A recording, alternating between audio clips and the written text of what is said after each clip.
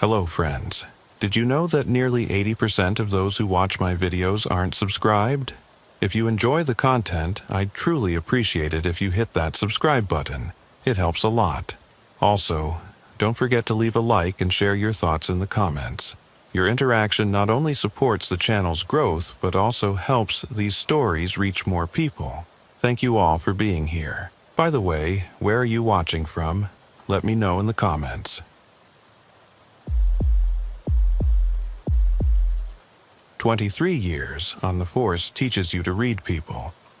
You learn to spot the liars, the ones hiding something, the desperate ones who'll do anything to protect their secrets. But nothing prepared me for what happened in Maple Heights during the fall of 2019. Nothing prepared any of us for what we found when the Neighborhood Watch program started reporting their findings. My name is Officer Thomas McCarthy. I work patrol for the 47th Precinct in the Northeast Bronx. Been walking beats and answering calls since 1996. Seen everything from domestic violence to gang shootings, drug busts to missing persons. You think you've seen it all until you haven't. It started on a Tuesday morning in October. I remember because the leaves were just starting to turn. That crisp smell in the air that reminds you winter's coming whether you're ready or not. I was partnered with Officer Jennifer Walsh that day, good cop, 15 years experience, the kind of partner you want watching your back when things go sideways. Dispatch crackled over the radio around 9:47 a.m. Unit 2-3, respond to 847 Maple Heights Avenue. Caller reports suspicious activity, possible breaking and entering. Caller identifies as Robert Miller, Neighborhood Watch Coordinator. Walsh keyed the mic. 2 to 3 responding, ETA 8 minutes. Maple Heights was one of those middle-class neighborhoods that had been gentrifying over the past decade. Tree-lined streets, well-maintained houses, the kind of place where people actually knew their neighbors' names. It was also the kind of place where a strong neighborhood watch program made sense. Low crime, engaged residents, people who cared about property values. We pulled up to find Robert Miller waiting on the sidewalk. Mid-50s, glasses, wearing a windbreaker with Neighborhood Watch Coordinator embroidered on the chest. He had that eager look civilians get when they think they've caught something important. "Officers, thank you for coming so quickly," he said, approaching our unit. "I've been observing some very concerning activity at the Henderson place." He pointed to a 2-story colonial across the street. "The family's been away on vacation for 2 weeks, left last Monday. But I've been seeing lights, movement in the windows. Someone's definitely inside." Walsh and I exchanged glances. Standard breaking and entering call. Probably kids or squatters, but we follow protocol. "When did you first notice the activity, Mr. Miller?" I asked, pulling out my notepad. 3 days ago, I keep a log, you understand. Part of our watch program. Tuesday night around 11 p.m., I saw a light in the upstairs bedroom, just for a few minutes. Then, Wednesday, same thing. Last night I decided to call it in." "You're certain the family is away?" "Absolutely. I spoke with Patricia Henderson myself before they left. Family vacation to Florida, 2 weeks.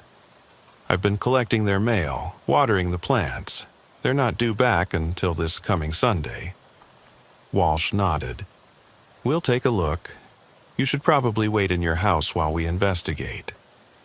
The Henderson property looked quiet from the outside.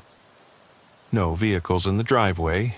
Newspapers piling up despite Miller's mail collection, that empty look houses get when no one's home. But something felt off. I couldn't put my finger on it at first. We approached the front door. Standard procedure: knock and announce, check for signs of forced entry, listen for movement inside. The door was locked, no scratches around the deadbolt, windows intact. But when I pressed my ear to the door, I heard something. Footsteps. Soft, deliberate. moving across what sounded like hardwood floors. Walsh heard it too. She unclipped her radio. 2 to 3 to Central, we have confirmed movement inside the residence. Requesting backup for forced entry. Copy 2 to 3. Backup unit 2 to 7 en route. We waited. Protocol dictates you don't enter alone unless there's immediate danger. The footsteps had stopped, but now there was something else. A sound I couldn't immediately identify. Rhythmic, like tapping. Unit 2-7 arrived 5 minutes later. Officers David Thompson and Mary Rodriguez, both solid cops. Thompson had his 20 years in. Rodriguez was newer, but sharp. We briefed them quickly. Henderson family's away. Neighbor reports lights and movement for 3 days. We've confirmed someone's inside. Rodriguez checked her gear. Any weapons calls from this address? Outstanding warrants. Clean address. Family's got no record. Thompson approached the front door, tested the handle. Still locked. Back door? We circled around. The backyard was enclosed by a 6-foot privacy fence, well-maintained lawn, children's swing set. The back door was also locked, but here we found our first real evidence of intrusion. Fresh scratches around the deadbolt, tiny metal shavings on the ground. Someone had picked or forced the lock. There's our entry point, Walsh said. Let's call it in. I radioed dispatch while Thompson and Rodriguez positioned themselves. Standard forced entry protocol for suspected burglary. Announce police presence. Give occupants opportunity to surrender, then breach if no response. Police, this is the NYPD. We know you're inside. Come to the door with your hands visible. Nothing. Thompson tried again. This is your final warning. We're coming in. Still nothing. We breached the back door. It opened easily. Whoever was inside hadn't bothered to relock it.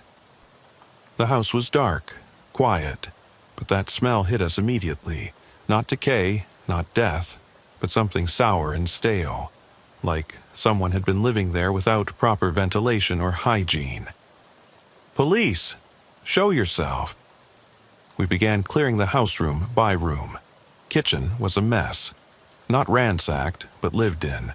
Dirty dishes in the sink, empty food containers on the counter, crumbs on the floor. Someone had definitely been eating here.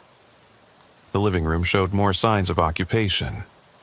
Blankets on the couch, more food wrappers, and here's what made my skin crawl. A notebook on the coffee table, filled with handwritten notes.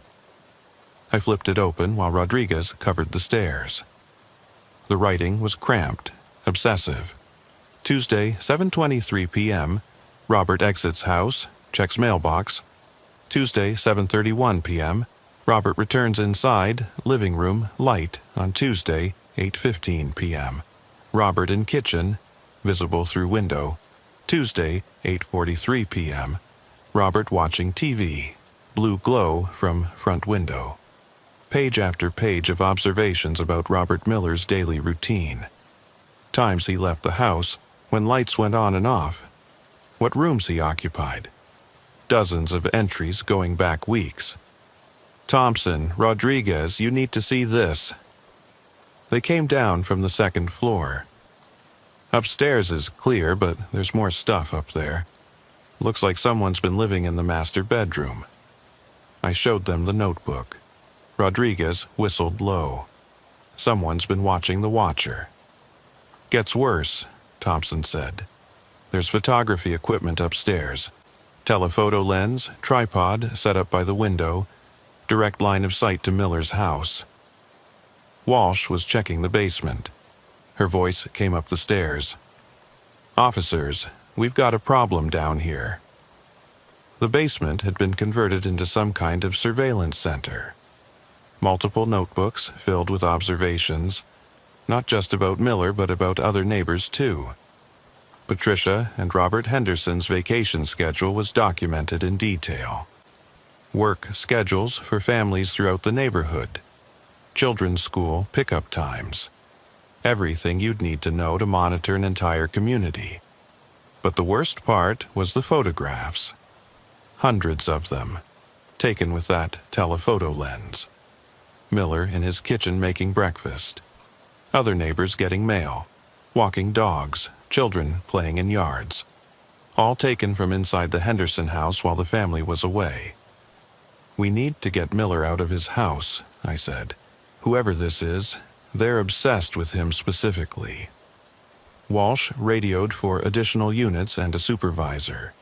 This was escalating beyond a simple B&E. We had stalking, possibly planning for something worse.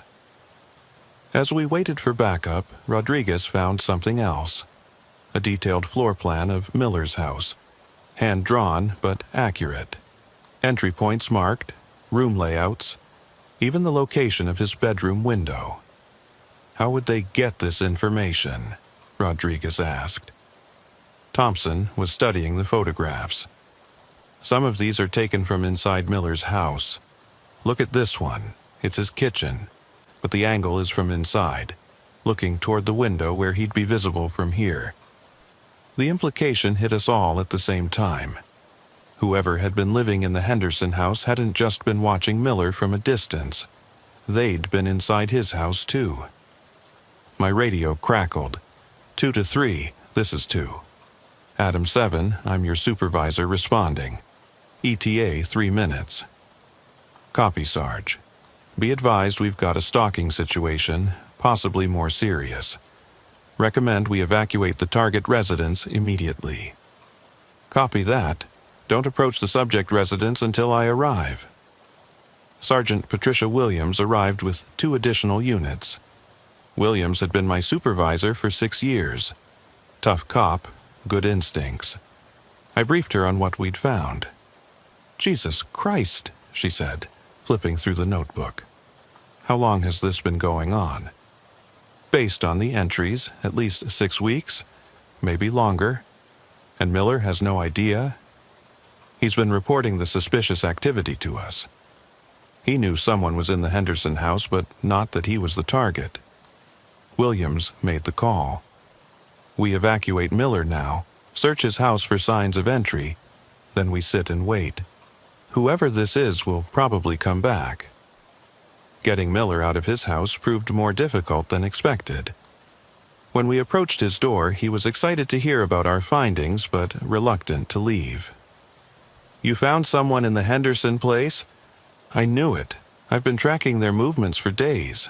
Let me show you my log." That's when we realized the horrible truth. Miller pulled out his own notebook, filled with detailed observations about the activity in the Henderson house. Times when lights went on and off, movements in windows, patterns of behavior. While Miller had been watching the Henderson house, someone in the Henderson house had been watching him.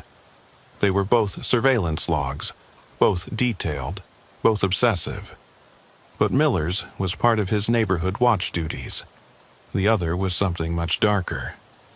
"Mr. Miller," Williams said carefully, "we need you to come with us right now. Don't pack anything. Don't make any phone calls. We believe you may be in immediate danger." "Danger? What kind of danger?" I showed him the photographs. Pictures of him taken from inside his own house. His face went pale. "Someone's been inside my home?" "We believe so. We need to search your house and we need you somewhere safe while we do it." We relocated Miller to the precinct while crime scene units processed both houses. What they found in Miller's house was even more disturbing than what we'd discovered across the street. Signs of repeated entry going back months. Tiny holes drilled in walls, probably for micro cameras. Food missing from the refrigerator in small amounts, not enough to be noticed by someone living alone.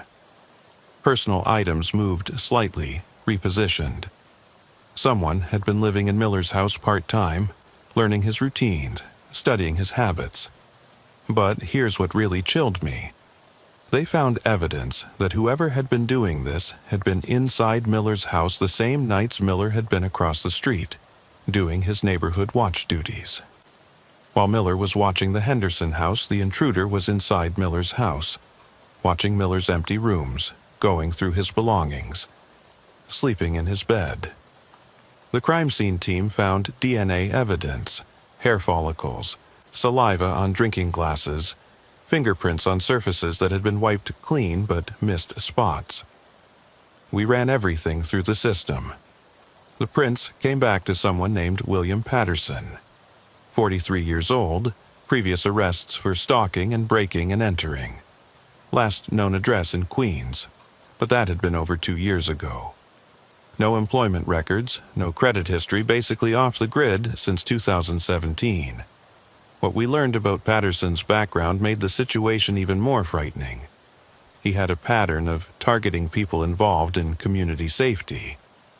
Neighborhood watch coordinators, block captains, anyone who positioned themselves as watching over others. He would study them for months, learn their routines, then move into their spaces while maintaining surveillance. He's not just a stalker, Williams said, reviewing Patterson's file.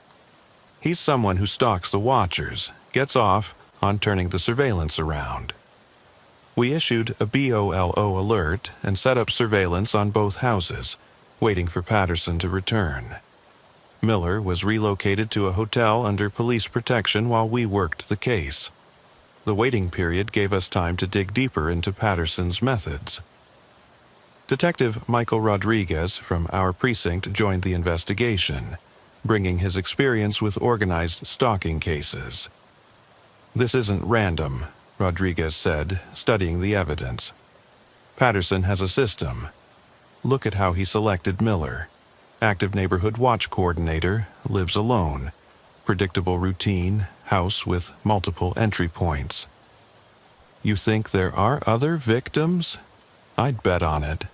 Someone this organized, this methodical, doesn't stop with one target." Rodriguez contacted other precincts, asking about similar cases. Within 24 hours, we had reports of 3 possible related incidents from the past 2 years, all involving community safety volunteers who had reported signs of surveillance or intrusion, but never enough evidence to pursue charges. "Patterns consistent," Rodriguez explained. Patterson identifies community watch leaders, studies them extensively, then gradually infiltrates their private spaces while documenting their surveillance activities. But why? What's the end game? Power, control, proving a point. He sees neighborhood watch coordinators as amateur surveillance operators. His game is proving he's better at watching than they are. While we waited for Patterson to surface, we learned more about his background from federal databases. Military service in the 1990s, military police training, some kind of psychological discharge that the records didn't detail. After service, he'd worked as a private investigator until his license was revoked following stalking complaints. "Guy's got professional surveillance training," Rodriguez noted. "That explains the sophistication of his methods." The breakthrough came on our 3rd night of surveillance. I was positioned in an unmarked unit with a clear view of both houses when movement caught my eye around 11:30 p.m. A figure was approaching from the alley behind the Henderson house, moving carefully, staying in shadows, but definitely heading for the back door where we'd found evidence of forced entry. "All units, suspect approaching target location from the rear, moving to intercept." We had 4 units positioned around the neighborhood. As the figure reached the back door of the Henderson house, we closed in from multiple angles with flashlights and weapons drawn. "Police! Stop right there, hands where we can see them." The man, tall, thin, wearing dark clothing, immediately bolted. He ran back toward the alley, but Thompson was already positioned there. They went down hard, the suspect fighting and screaming about his project and how we didn't understand what he was documenting. Patterson was exactly what I'd expected from his file photo. Mid-40s, average build, but his eyes had that intense focus you see in people who've spent too much time alone with their obsessions. At the station, Patterson's initial interview revealed someone who was completely convinced his actions were justified. "You don't understand," he told Detective Rodriguez. "These neighborhood watch people, they think they're protecting their communities, but they're just voyeurs. Busybodies with too much time on their hands." "So you decided to watch them back?" "I decided to show them what real surveillance looks like." Miller thought he was being observant, writing down license plate numbers, noting suspicious activity. But he never noticed that someone was inside his house, documenting his every move. "For how long, William?"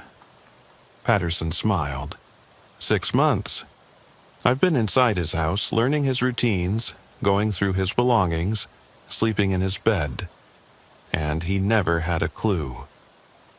Patterson's interrogation revealed details that made our investigation much more complex.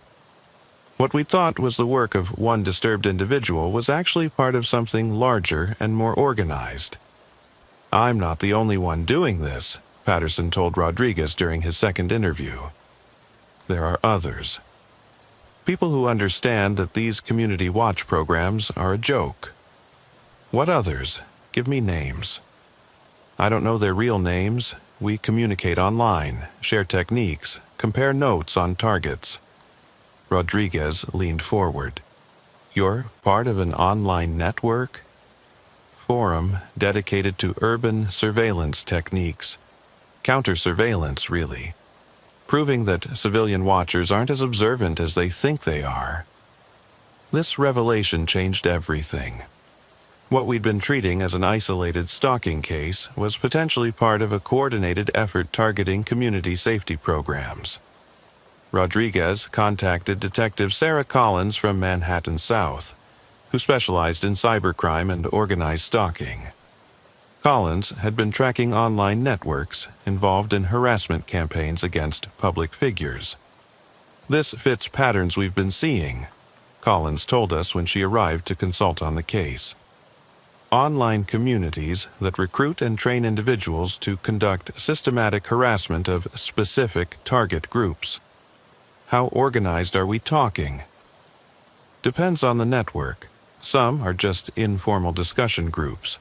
Others have sophisticated recruitment, training, and coordination systems." Collins worked with Patterson to access the online forums he'd mentioned. What they found was more disturbing than we'd anticipated. The forums were sophisticated operations with multiple layers of security, encrypted messaging, anonymous file sharing, detailed training materials on surveillance techniques. Hundreds of active members discussing ongoing operations against neighborhood watch coordinators across multiple states. "This isn't just harassment," Collins explained. "It's a coordinated intelligence gathering operation, targeting community safety programs." "Intelligence for what purpose?" "That's what we need to find out." Patterson's cooperation gave us access to forum discussions revealing the scope of their activities. Members shared detailed surveillance reports on community leaders, photographics of target residences, information about security systems and daily routines. But the conversations also revealed something more sinister. Discussion of Phase 2 operations that went beyond surveillance and documentation. Phase 2 involves direct action, Patterson explained when pressed about these discussions. Confronting targets with evidence of how thoroughly they've been compromised. Proving to them that their community watch activities are useless. What kind of confrontation? Psychological operations. Letting them know how much we know about their personal lives, their families, their vulnerabilities. Most of them withdraw from community involvement after that. Rodriguez and I exchanged glances. This wasn't just stalking for personal gratification. It was organized intimidation, designed to shut down community safety programs. "William, how many people are involved in these operations?" "Active surveillance operators? Maybe 20 or 30 that I know of. But there are more in training, more being recruited. Collins worked with federal cybercrime specialists to trace the forum's infrastructure. What they discovered was a sophisticated recruitment and training network with connections to organized crime. Someone's funding this, Collins reported after 2 days of investigation. The server costs, equipment purchases, coordination expenses. This isn't being run by volunteers. How much funding? Conservative estimate? Several $100,000 annually. Someone with serious money is investing in this operation. The financial investigation led to a joint task force involving the FBI's Domestic Terrorism Unit. What had started as a simple breaking and entering call was now a federal case involving organized criminal activity. Special Agent Diana Foster from the Joint Terrorism Task Force took over coordination of the federal response. What you've uncovered fits patterns we've been tracking nationally, Foster told us during her first briefing. Organized efforts to disrupt community-based law enforcement cooperation. Meaning, what exactly? Community policing initiatives, neighborhood watch programs, civilian surveillance. These have made it much harder for criminal organizations to operate in residential areas. Someone's developed a systematic approach to neutralizing these programs. Foster explained how the surveillance networks operated. Online recruitment identified individuals with the psychological profile needed for long-term stalking operations. These recruits were then trained in advanced surveillance techniques and assigned to target specific community leaders. The goal isn't just to gather intelligence. It's to create enough fear and intimidation that community safety programs collapse from within. But the operation served another purpose. The detailed intelligence gathered on community leaders was being sold to other criminal organizations. Information about security systems, daily routines, family schedules, financial vulnerabilities. This data has significant commercial value for burglary rings, identity theft operations, even organized crime groups planning major operations. The federal investigation moved quickly. Patterson's cooperation provided access to the online networks, which led to identification of the operation's leadership structure.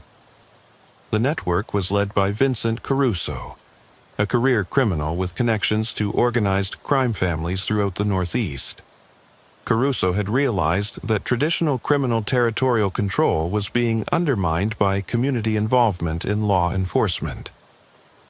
Instead of trying to corrupt or intimidate entire communities, Caruso developed this surveillance network to target the specific individuals who made community safety programs effective, Foster explained. Remove the leaders, and the programs collapse. Much more efficient than trying to control entire neighborhoods. The investigation into Vincent Caruso's organization revealed the full scope of what we were dealing with. This wasn't just stalking or harassment. It was a sophisticated criminal intelligence operation designed to undermine community safety programs throughout the Northeast.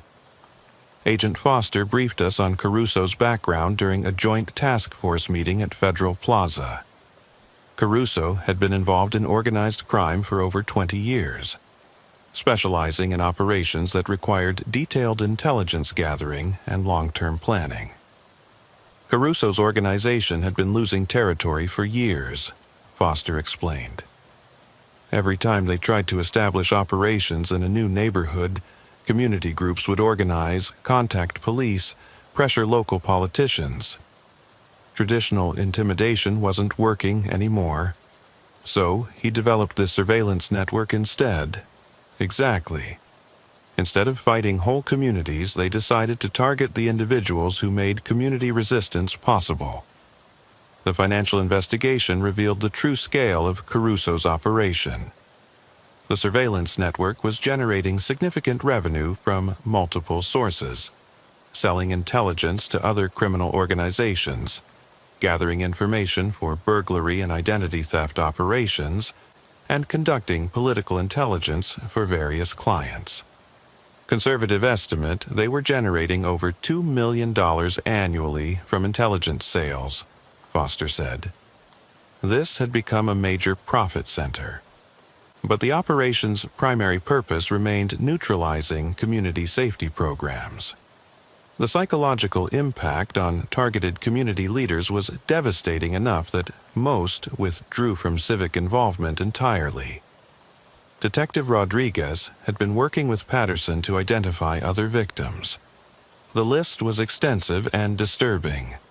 We've confirmed at least 37 community leaders who were subjected to surveillance over the past 3 years, Rodriguez reported. Neighborhood watch coordinators, community board members, block captains, anti-crime activists. How many knew they were being watched? Less than half. Most never realized they'd been infiltrated. Only the ones who noticed obvious signs or got careless operators like Patterson ever called police. The victims who had discovered the surveillance described similar experiences to Miller's case. Signs that someone had been inside their homes, personal items moved, food missing in small quantities. Most had assumed they were imagining things or blamed family members. The psychological impact was severe even when victims weren't certain what was happening, Rodriguez continued. Sense of violation, paranoia, withdrawal from community activities. Exactly what the operation was designed to achieve. Agent Foster shared intelligence from other federal investigations, revealing that similar networks were operating in Chicago, Philadelphia, and Los Angeles. This appears to be a coordinated national effort, Foster said. Multiple criminal organizations have developed comparable surveillance networks targeting community safety programs. Are they connected? We believe they share training materials, techniques, and possibly coordination through higher-level organized crime connections. Someone's been spreading this model deliberately. The federal task force began identifying Caruso's key personnel. Patterson had been just one of dozens of surveillance operators, recruited through online forums and trained in advanced stalking techniques. The recruiting coordinator was Anthony Messina, a former private investigator who had developed the online training programs. Messina had created sophisticated psychological assessment tools to identify individuals suitable for long-term surveillance operations. Messina's recruitment process was extremely sophisticated, Foster explained. He would identify people with specific psychological profiles, social isolation, obsessive tendencies, resentment toward authority figures, then gradually radicalize them against community safety programs. How would he find these people? Online forums dedicated to urban exploration, amateur surveillance, photography, even conspiracy theories. He'd identify promising candidates, then slowly introduce them to anti-community watch messaging. The training process was equally sophisticated. New recruits would spend months learning surveillance techniques, counter-surveillance methods, and psychological manipulation strategies before being assigned to actual targets. By the time they were conducting operations, they genuinely believed they were exposing the ineffectiveness of neighborhood watch programs, Foster continued. Most had no idea they were working for organized crime. Patterson's case was typical. He'd been recruited through urban exploration forums, slowly trained over several months, then assigned to target Miller, specifically because of Miller's effectiveness as a neighborhood watch coordinator. Miller had been instrumental in organizing community resistance to drug dealing in his neighborhood, Rodriguez explained. His surveillance efforts had led to several arrests, disrupted organized drug operations. He was exactly the kind of community leader Caruso wanted neutralized. The investigation also revealed how Caruso's network selected targets. They maintained detailed databases of community safety leaders throughout the region, tracking their effectiveness, influence, and potential vulnerabilities. They had files on hundreds of community leaders, Foster said. Detailed assessments of their impact on criminal operations, their personal security, their psychological profiles. It was like a targeting database for domestic terrorism. Some targets were selected for simple surveillance and intimidation. Others were chosen for more aggressive operations designed to destroy their credibility or force them to relocate. In extreme cases, they were gathering intelligence for physical attacks, Foster revealed. We found evidence of operational planning for at least 6 cases where they were considering escalating to violence. The scope of the intelligence gathering was staggering. Caruso's operatives had collected detailed information on targets' families, financial situations, personal relationships, medical conditions, and psychological vulnerabilities. They weren't just watching these people's community safety activities, Rodriguez said. They were conducting comprehensive intelligence operations designed to identify every possible pressure point. This information was then used for carefully orchestrated intimidation campaigns.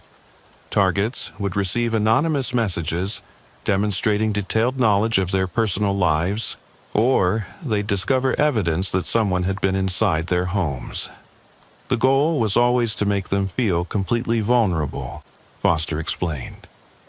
Once they realized how thoroughly they'd been compromised, most people withdrew from community involvement rather than risk escalation. But some targets couldn't be intimidated. For these individuals, Caruso's organization had developed more extreme measures.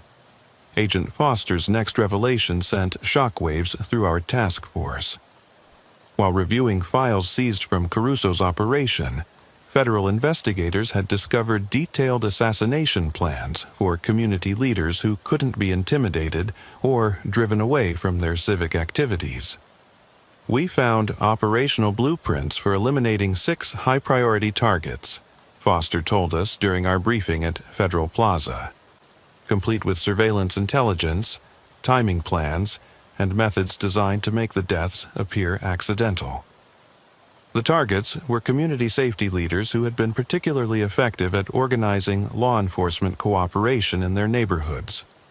All had been subjected to months of surveillance, psychological pressure, and intimidation. When these methods failed to neutralize them, Caruso's organization began planning more permanent solutions.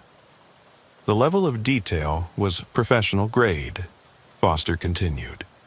Daily routine analysis, security vulnerability assessments, optimal timing for undetected approach. These weren't impulse plans, they were carefully developed operational strategies. One of the targets was Margaret Chen, a community board member in Chinatown who had been instrumental in getting surveillance cameras installed and organizing regular police patrols. Despite months of psychological pressure, she had refused to back down from her community safety advocacy. Chen's file contained detailed plans for staging a robbery homicide, Foster explained. They'd studied her routines, identified the optimal location for an ambush, even planned the crime scene staging to make it appear random. Another target was David Williams, a neighborhood watch coordinator in Brooklyn who had been working with police to shut down illegal gambling operations. Williams had noticed signs of surveillance and increased his personal security, but continued his community safety work. Williams's assassination plan involved a staged car accident, Foster said.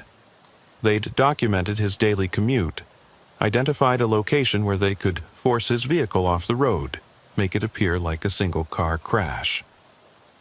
The most disturbing case involved Patricia Ross, a community activist in Queens who had been organizing resident cooperation with gang task force operations.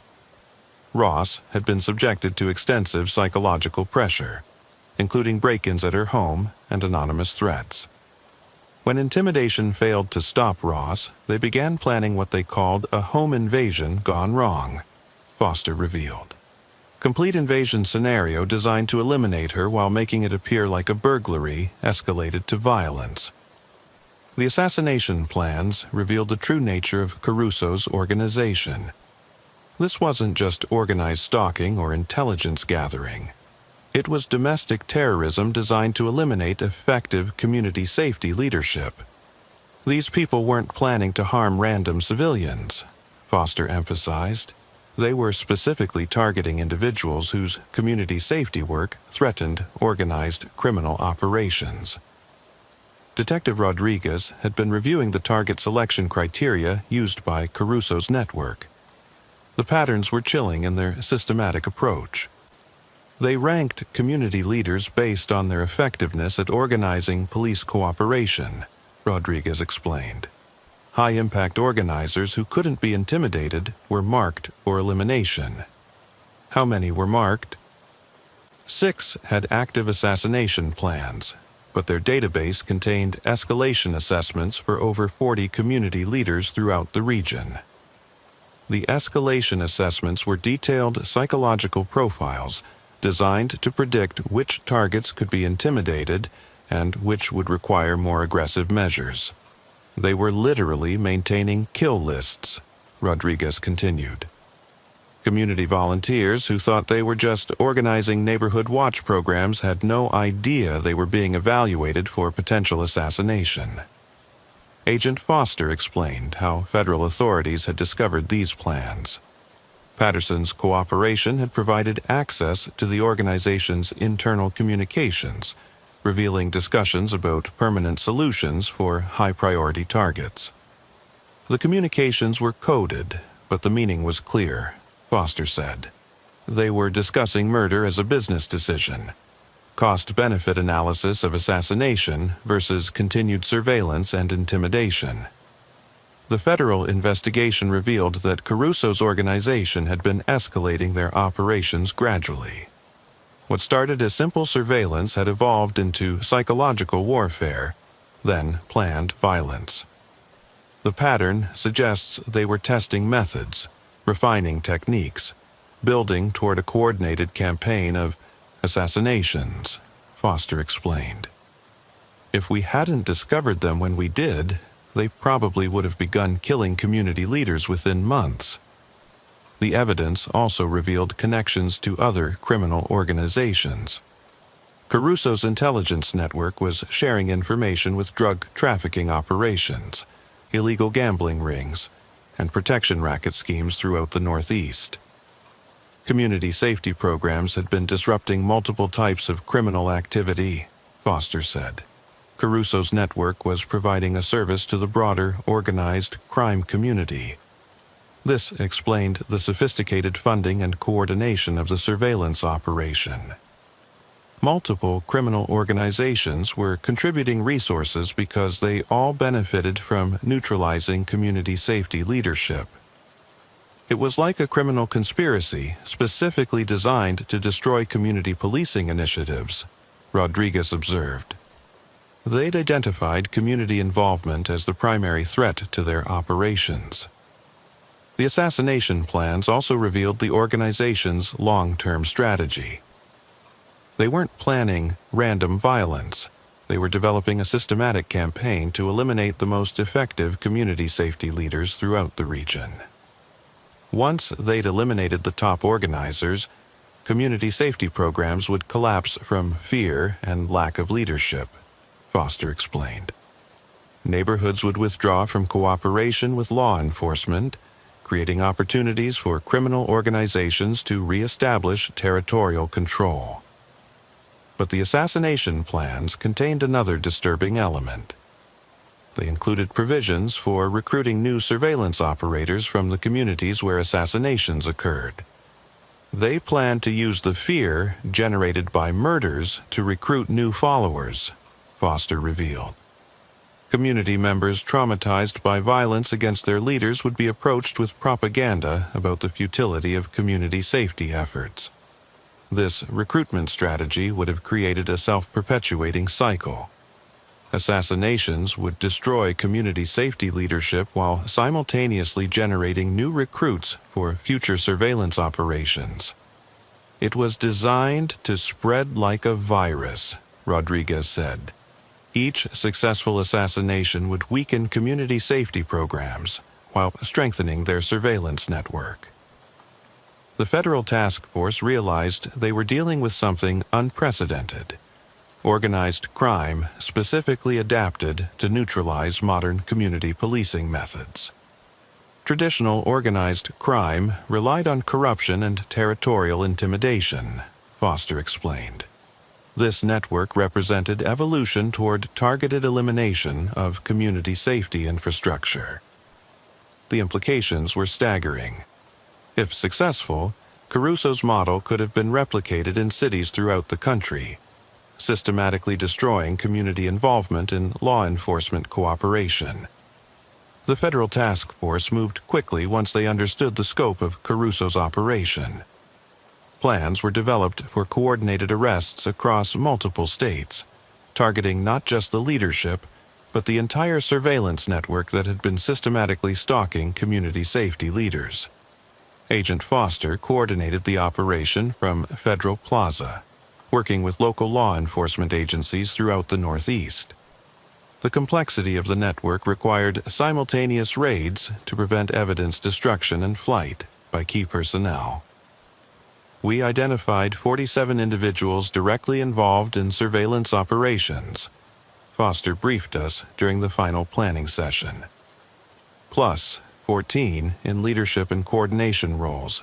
This has to be executed simultaneously or we'll lose half of them. The arrests were scheduled for a Tuesday morning in November 2021.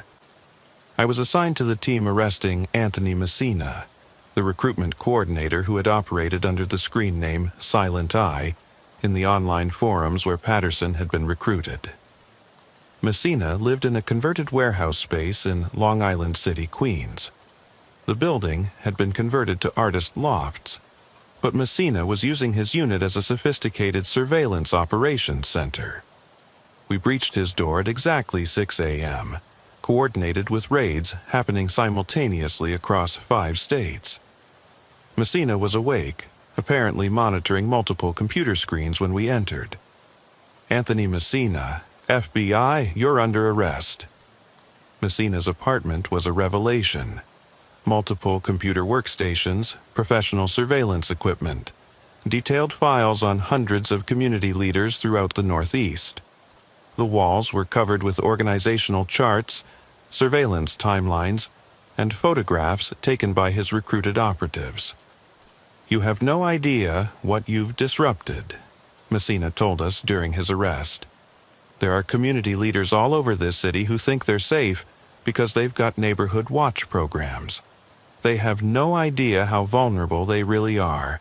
The equipment in Messina's apartment was sophisticated enough to rival professional private investigation firms.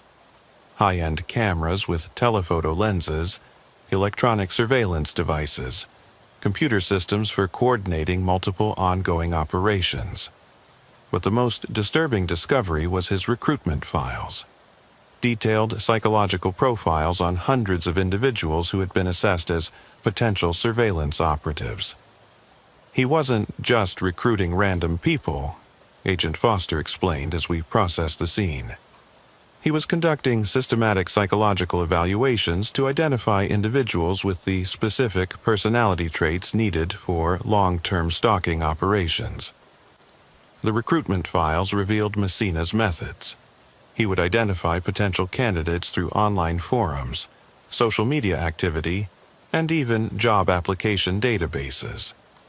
Then he'd conduct elaborate psychological assessments disguised as academic research or employment screening. The assessments were designed to identify social isolation, obsessive tendencies, resentment toward authority, and willingness to engage in surveillance activities, Foster continued.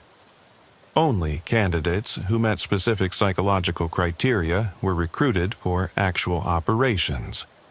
Among Messina's files, we found detailed training materials that had been used to transform recruits into sophisticated surveillance operatives. The training process was gradual and methodical.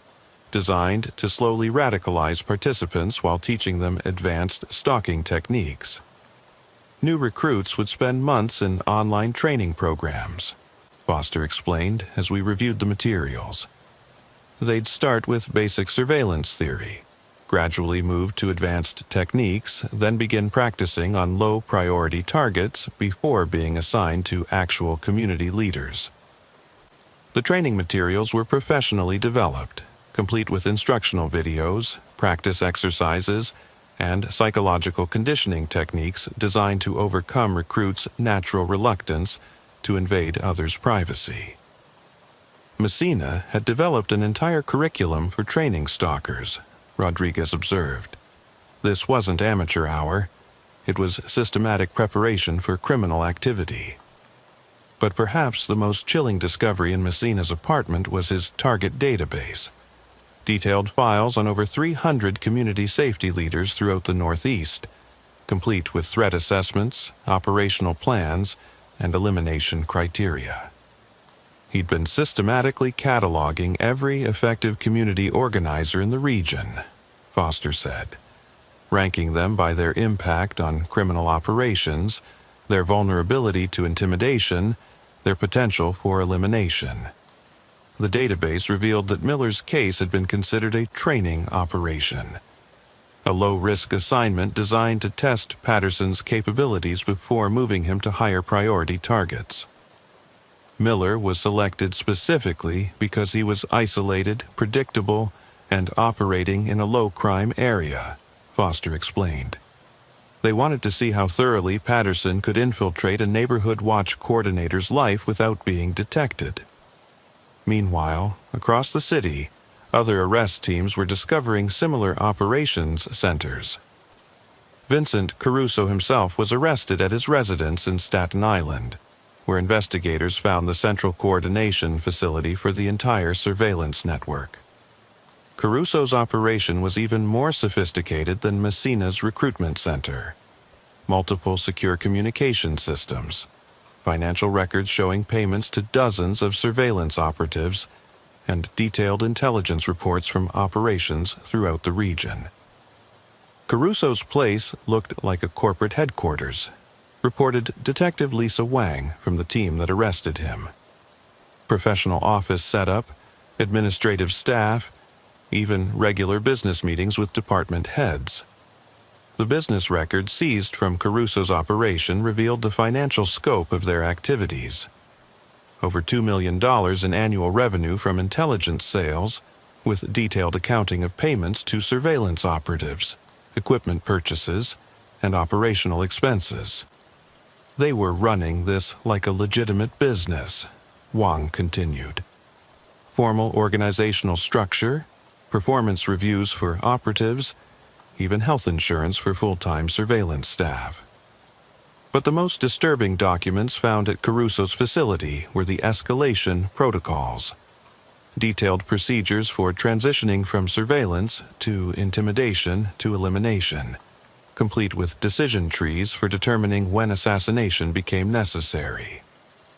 They had bureaucratized murder, Foster observed grimly, systematic procedures for deciding which community leaders should be killed, when, and how. The arrest of the surveillance operatives revealed the true scope of the network.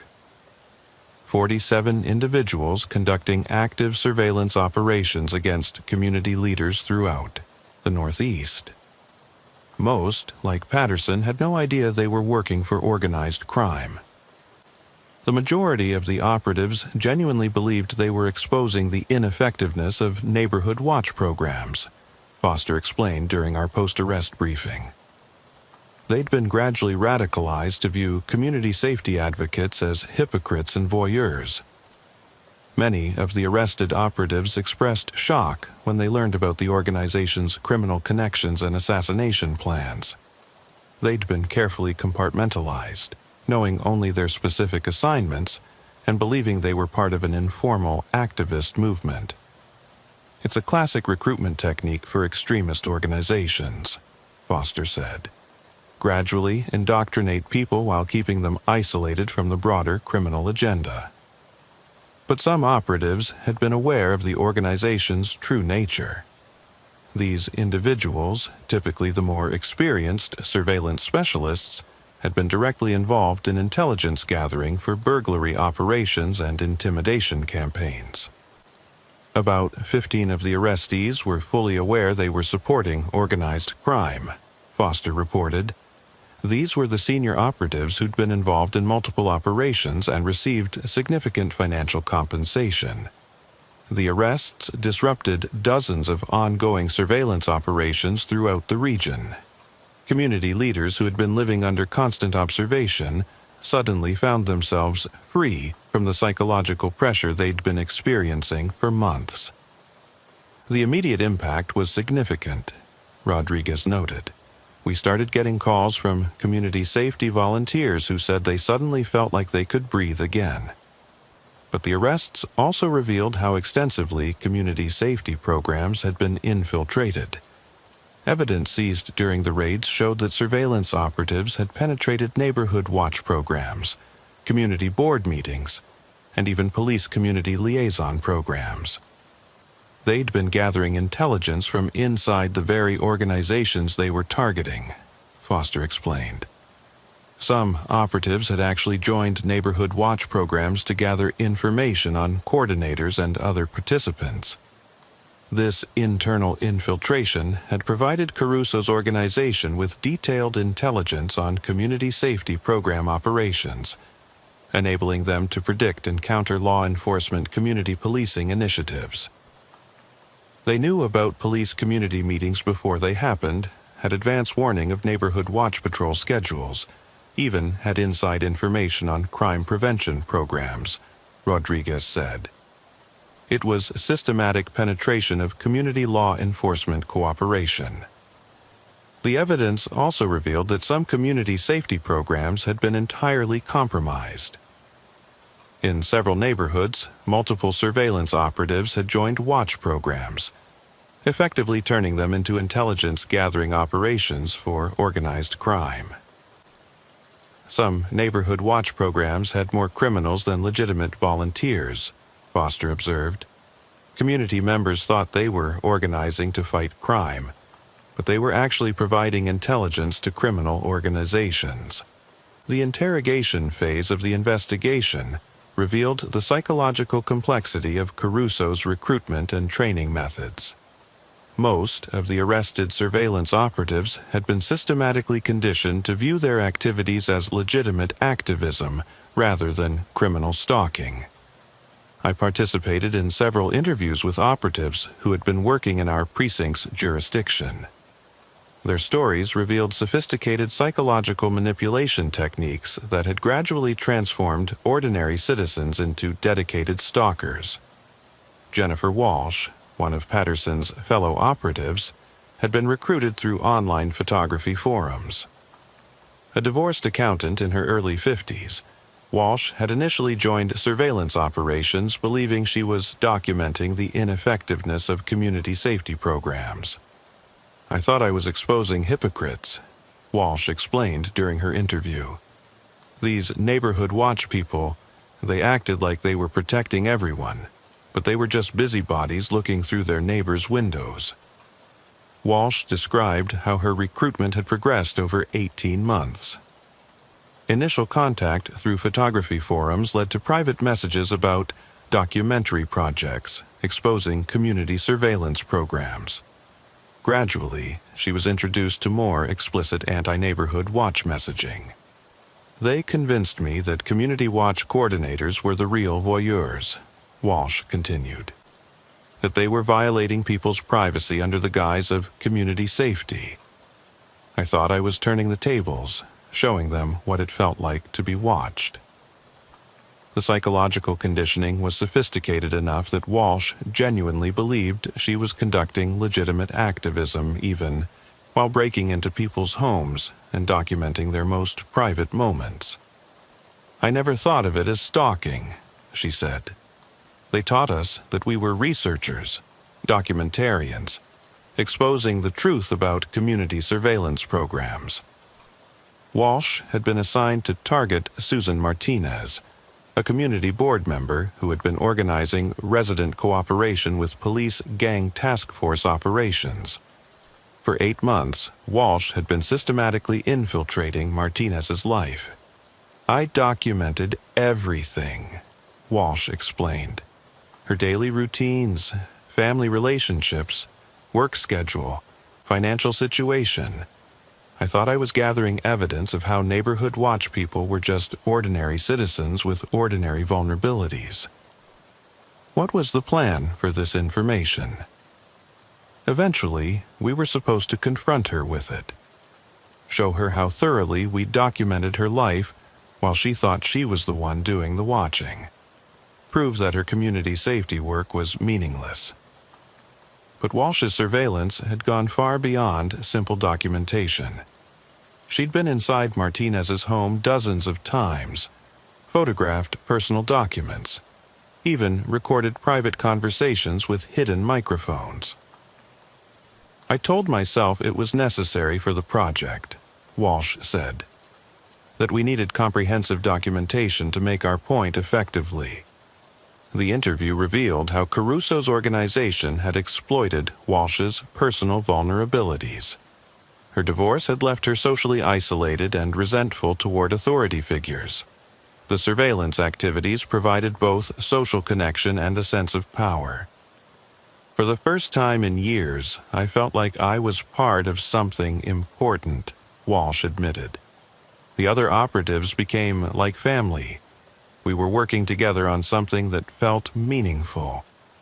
This sense of community among the surveillance operatives had been carefully cultivated by Messina's recruitment program.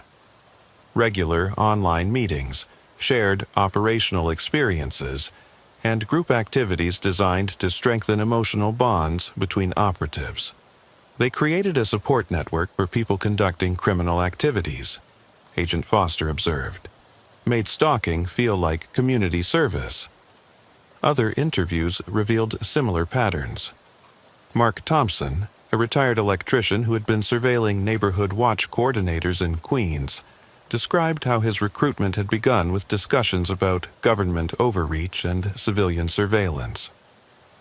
They started talking about how neighborhood watch programs were just extensions of police surveillance, Thompson explained. How ordinary citizens were being turned into informants and voyeurs by law enforcement. Thompson's anti-government sentiments had been gradually directed toward community safety volunteers, who were portrayed as willing participants in police surveillance programs. I came to believe that neighborhood watch coordinators were betraying their communities, Thompson continued. That they were helping police spy on their neighbors under the guise of safety.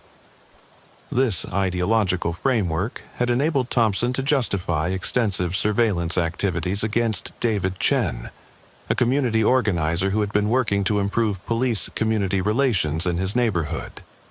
I thought I was protecting the community from police surveillance, Thompson said, showing them that their trusted neighborhood watch coordinator was actually gathering intelligence for law enforcement.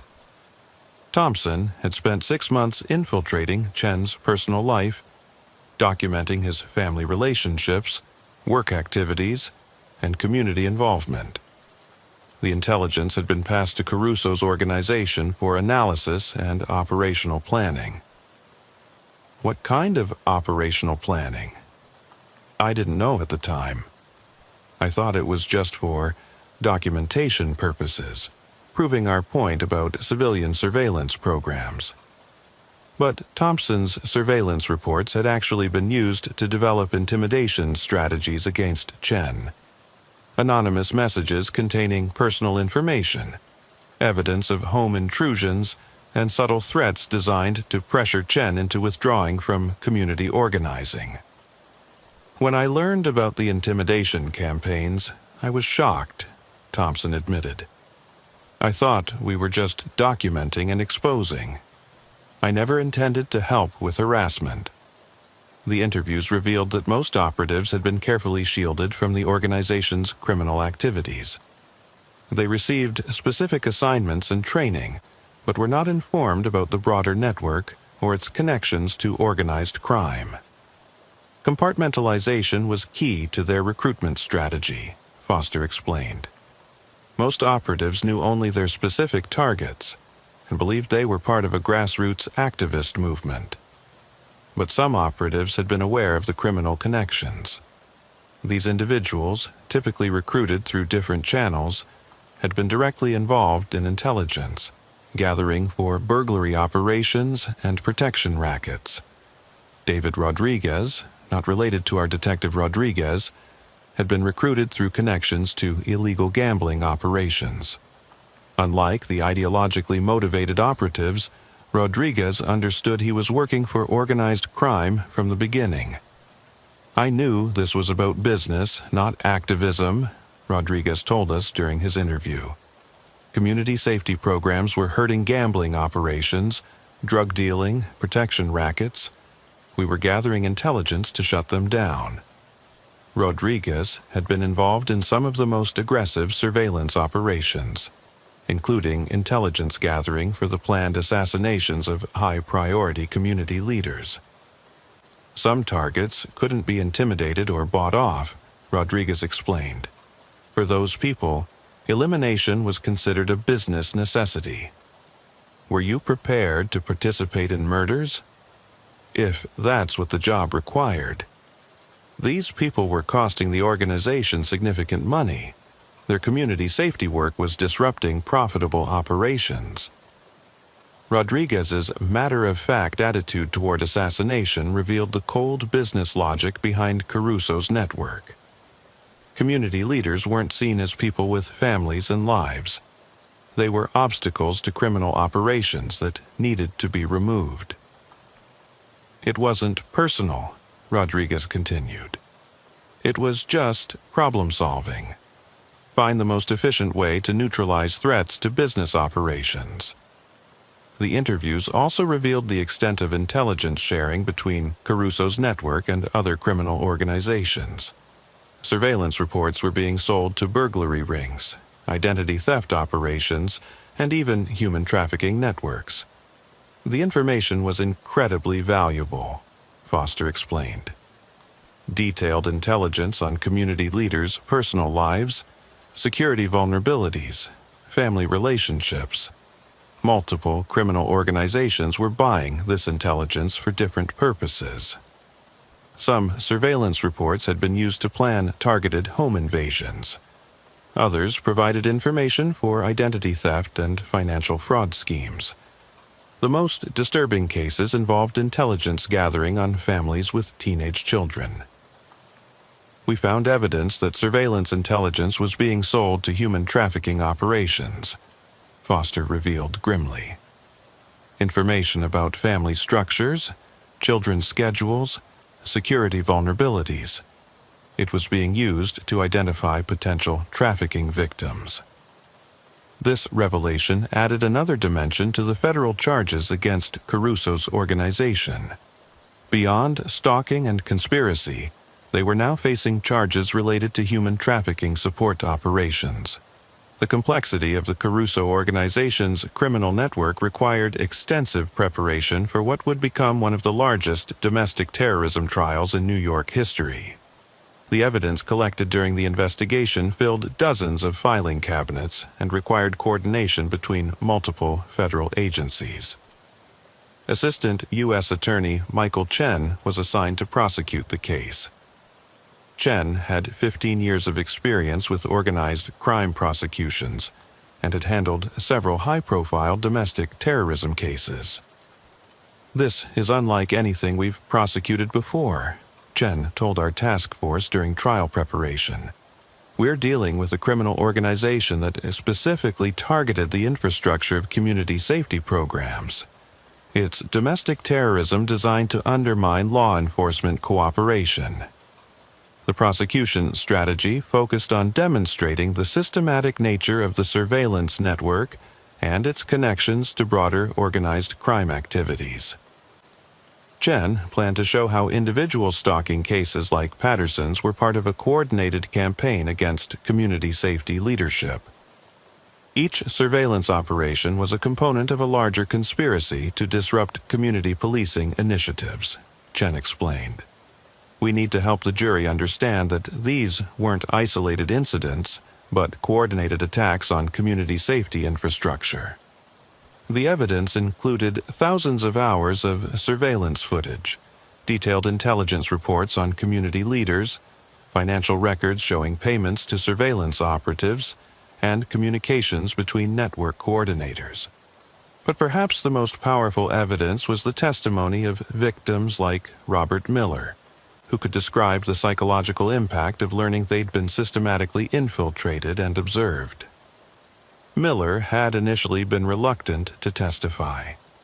The trauma of discovering that someone had been living in his house, documenting his private activities, and planning potential escalation had left him deeply shaken. "I don't want to relive it," Miller told Chen during preparation sessions. "I just want to forget the whole thing and move on with my life." But Chen convinced Miller that his testimony was crucial for demonstrating the real-world impact of the surveillance network. "Your experience shows the jury what this conspiracy actually accomplished," Chen explained, "how it destroyed people's sense of security and undermined their willingness to participate in community safety programs." Miller's testimony would be supported by evidence from Patterson's surveillance operation. The photographs, detailed observation logs, and documentation of home intrusions provided concrete evidence of how thoroughly victims had been compromised. Other victims were also reluctant to testify. Susan Martinez, the community board member who had been targeted by Jennifer Walsh, had stopped all community involvement after learning about the surveillance. "I can't trust anyone anymore," Martinez told us during victim interviews. "How do I know who's legitimate and who's gathering intelligence for criminal organizations? I just keep to myself now." Martinez's withdrawal from community organizing was exactly what Caruso's network had intended to achieve.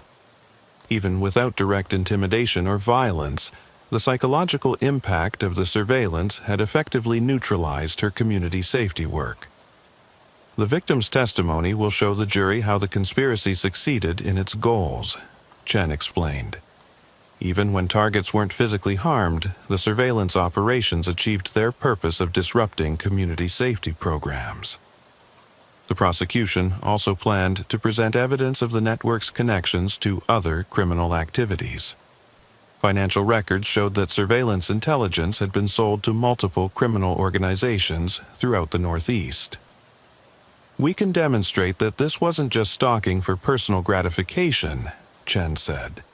"This was a criminal enterprise generating significant revenue by undermining community safety initiatives and selling intelligence to other criminal organizations." The evidence of planned assassinations would be crucial for demonstrating the ultimate goals of the network. Chen planned to show how surveillance operations were designed to escalate to violence when intimidation failed. "The assassination plans show the conspiracy's true nature," Chen explained. "This was organized terrorism against community leaders, designed to eliminate effective opposition to criminal operations." But the defense attorneys were preparing their own strategy. Many of the surveillance operatives had been recruited through ideological manipulation rather than direct criminal intent.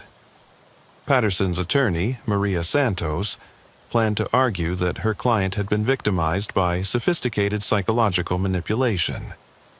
William Patterson genuinely believed he was conducting legitimate activism, Santos explained during pretrial hearings.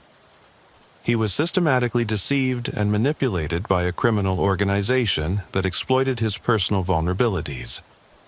Santos planned to present expert testimony about recruitment and indoctrination techniques used by extremist organizations.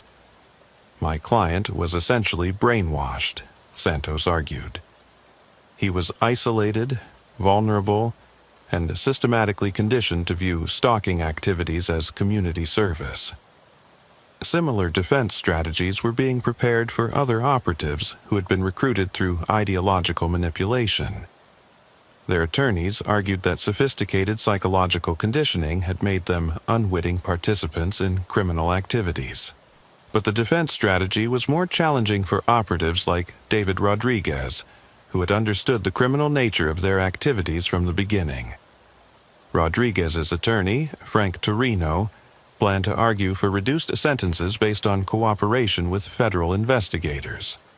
"My client provided substantial assistance to law enforcement," Torino argued.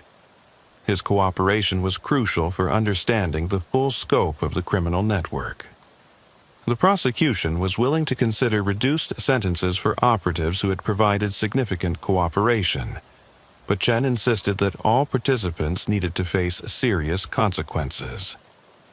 Even the operatives who were manipulated still committed serious crimes, Chen explained. They invaded people's homes, stalked community leaders, participated in psychological terrorism. Good intentions or manipulation don't excuse criminal behavior. The trial preparation also revealed the challenge of protecting community leaders who had been targeted by the network. Even with the organization dismantled, many victims remained fearful that other criminal groups might target them. The psychological impact extends far beyond the individual victims, Agent Foster observed. Community leaders throughout the region are now aware that their safety work makes them potential targets for criminal surveillance.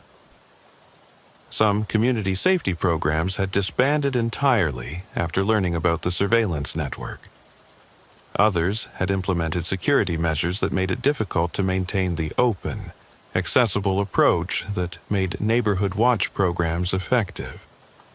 "It's exactly what the conspiracy was designed to achieve," Chen noted. "Even after we've arrested the perpetrators, they've succeeded in disrupting community safety programs through fear and paranoia." The broader implications of the case were also being considered by federal policymakers. The Department of Justice was developing new guidelines for investigating and prosecuting organized surveillance networks targeting community safety programs. "This case has revealed a new type of domestic terrorism," Foster explained. "Criminal organizations adapting their methods to specifically target community law enforcement cooperation. We need new legal frameworks and investigative techniques to address this threat." The trial was scheduled to begin in March 2022, with proceedings expected to last several months given the complexity of the evidence and the number of defendants. The trial of the Caruso surveillance network began on March 15, 2022, in a federal court in Manhattan. Judge Patricia Morrison, who had extensive experience with organized crime cases, presided over proceedings that would last 4 months and involve testimony from over 100 witnesses. The prosecution's opening argument, delivered by Assistant U.S. Attorney Michael Chen, laid out the systematic nature of the conspiracy against community safety programs. "Ladies and gentlemen of the jury, this case is about a criminal organization that declared war on community safety," Chen began. Not content to simply commit crimes, they developed a sophisticated network to identify, infiltrate, and eliminate the very people who were trying to protect their neighbors. Chen outlined how the network had evolved from simple surveillance to planned assassinations, showing how each component of the operation contributed to the broader goal of dismantling community law enforcement cooperation. "The defendants didn't just stalk individual victims," Chen continued. "They systematically attacked the infrastructure that makes community safety possible. They turned the tools of protection into weapons of intimidation." The prosecution's case was built around 3 main components: demonstrating the organized nature of the surveillance network, showing connections to broader criminal activities, and revealing the ultimate goal of eliminating community safety leadership.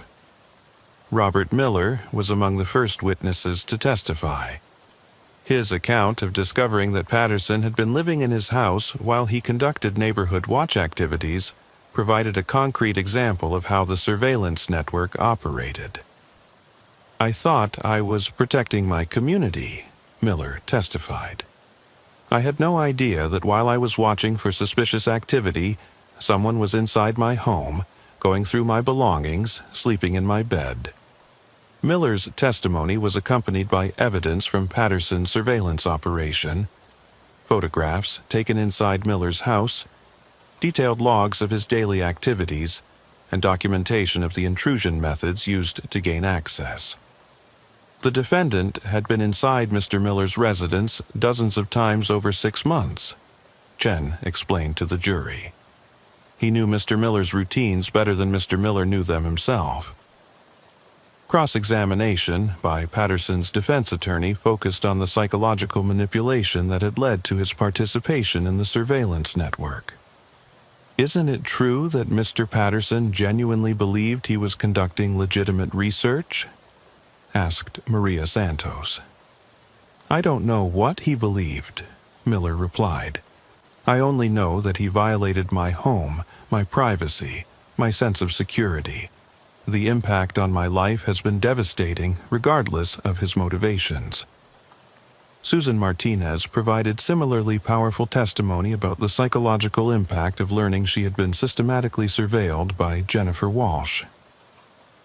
"I stopped going to community board meetings," Martinez testified. "I stopped organizing neighborhood watch activities. I couldn't trust anyone anymore. How do you know who's legitimate and who's gathering intelligence for criminals?" Martinez's withdrawal from community organizing demonstrated the effectiveness of the surveillance network's intimidation tactics. Even without direct threats or violence, the psychological impact had achieved the goal of neutralizing community safety leadership. The prosecution also presented evidence of the network's recruitment and training methods. Anthony Messina's detailed training materials showed how recruits were gradually conditioned to view stalking activities as legitimate activism.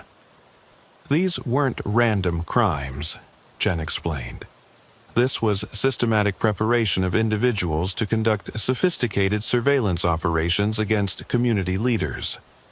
Expert witnesses testified about the psychological techniques used to recruit and indoctrinate surveillance operatives. Dr. Sarah Williams, a forensic psychologist with expertise in extremist recruitment, explained how vulnerable individuals were identified and gradually radicalized. The recruitment process exploited specific psychological vulnerabilities, Dr. Williams testified: social isolation, economic frustration, resentment toward authority figures. The defendants used sophisticated manipulation techniques to transform these vulnerabilities into criminal behavior. The prosecution's evidence of planned assassinations provided the most dramatic moments of the trial.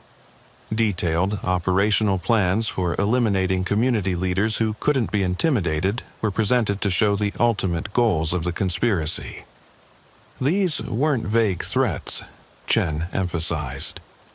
"These were detailed blueprints for murder, surveillance intelligence, timing plans, methods designed to make deaths appear accidental. The defendants were prepared to kill community volunteers to protect their criminal operations." The financial evidence demonstrated the commercial nature of the surveillance network. Records showing payments to operatives, equipment purchases, and intelligence sales to other criminal organizations revealed the systematic funding of the conspiracy. "This wasn't ideology or activism," Chen argued. "This was a business. The defendants were generating millions of dollars by attacking community safety programs and selling intelligence to other criminal organizations." The defense strategy varied significantly among the different defendants. Caruso's attorney argued that the prosecution had failed to prove his client's direct involvement in specific surveillance operations. "Vincent Caruso is a businessman," argued defense attorney Robert Patterson.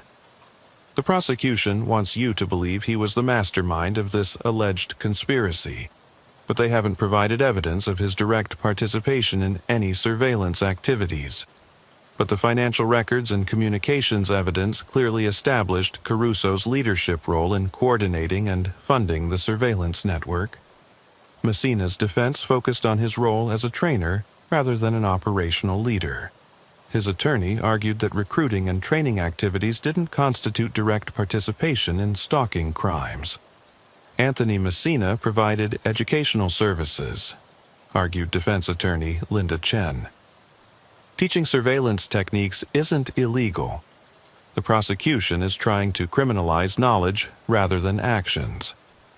However, the prosecution demonstrated that Messina's training programs were specifically designed to prepare individuals for criminal stalking activities, making him a conspiracy participant rather than merely an educator.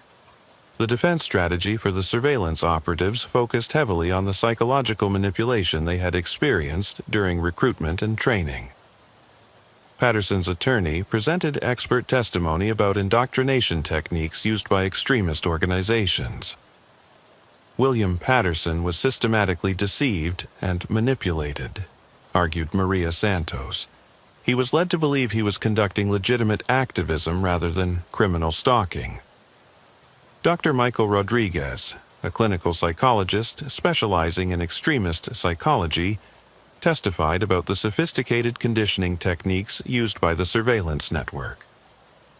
The defendants employed classic indoctrination methods, Dr. Rodriguez explained.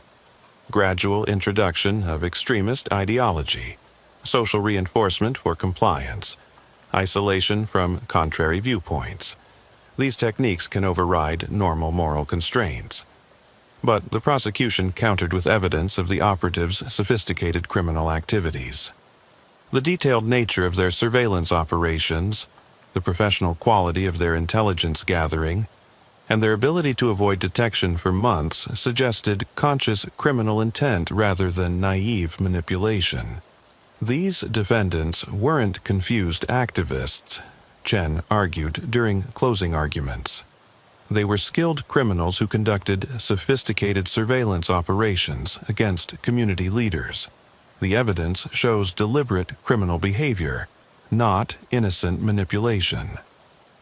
The jury deliberated for 6 days before returning verdicts on all defendants. The complexity of the case and the number of different charges required careful consideration of each defendant's role in the conspiracy.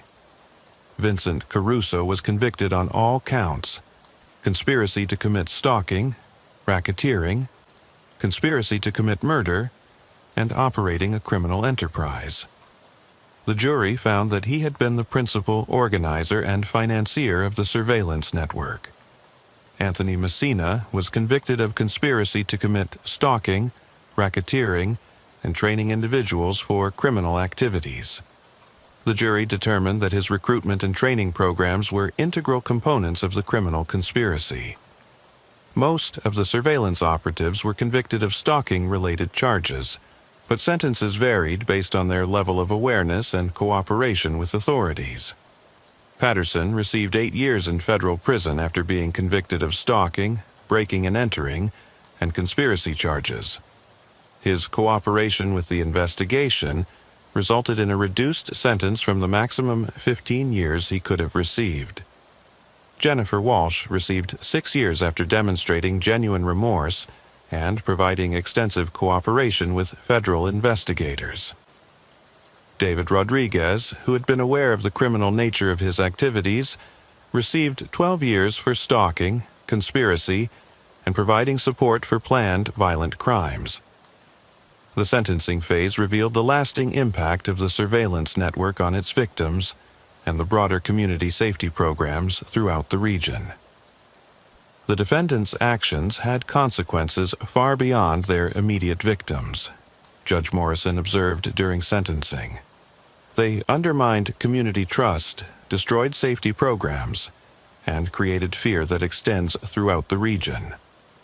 The conviction of the Caruso surveillance network marked the end of the largest domestic terrorism prosecution targeting community safety programs in U.S. history. But for those of us who had worked the case, and for the communities that had been targeted, the impact would continue for years. 3 years after the convictions, I still patrol the same neighborhoods I covered during the investigation. Maple Heights, where Robert Miller had been systematically surveilled while conducting his neighborhood watch duties, never recovered its sense of community security. Miller never returned to his house on Maple Heights Avenue. He sold it through a real estate agent while staying at his sister's place in New Jersey, unable to face the psychological trauma of living in a space that had been so thoroughly violated. "I can't walk into that house without imagining him there," Miller told me during our last conversation. "Sitting at my kitchen table, going through my mail, sleeping in my bed. The physical space will always be contaminated for me." Miller's story was unfortunately typical among the surveillance victims. Most never returned to their community safety roles, even after learning that their stalkers had been imprisoned. Susan Martinez, the community board member who had been targeted by Jennifer Walsh, relocated to a different state entirely. The trauma of learning that her private life had been systematically documented and analyzed had destroyed her sense of personal security. "How do you know you're safe?" Martinez asked me when I contacted her for a follow-up interview. "How do you know there aren't others out there, still watching, still gathering intelligence?" Her question reflected the broader psychological impact of the case on community safety volunteers throughout the region. Even though the surveillance network had been dismantled, the knowledge that such operations were possible created lasting paranoia. The Neighborhood Watch program in Maple Heights disbanded entirely within 6 months of the arrests.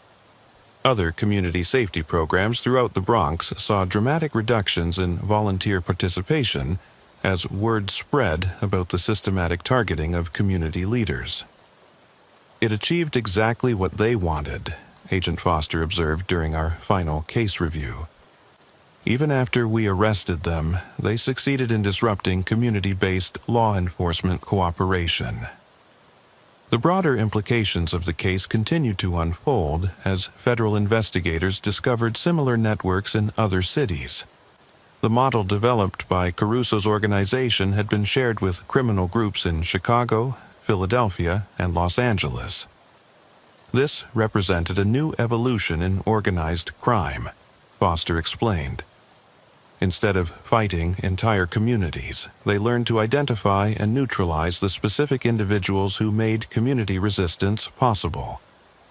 The federal response included new guidelines for investigating organized surveillance networks targeting community safety programs.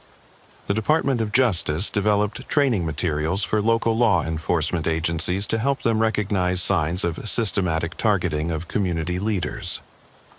But the defensive measures proved challenging to implement.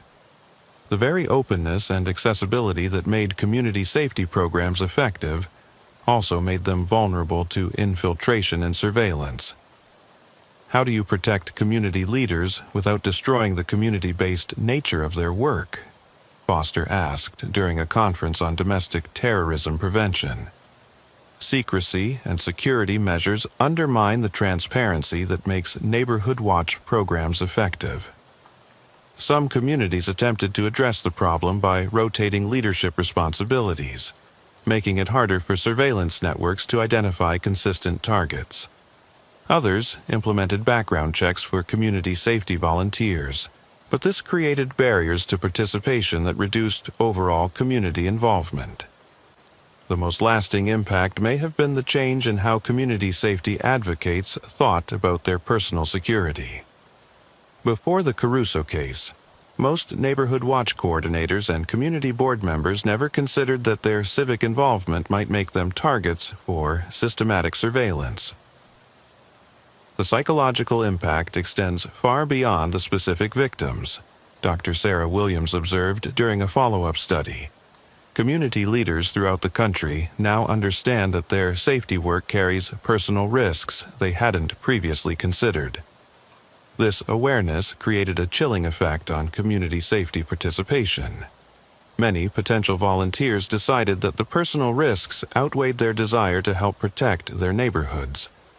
Detective Rodriguez, who had been instrumental in uncovering the scope of the surveillance network, transferred to a federal task force focused on investigating similar operations in other cities. This is the future of organized crime, Rodriguez told me before his transfer.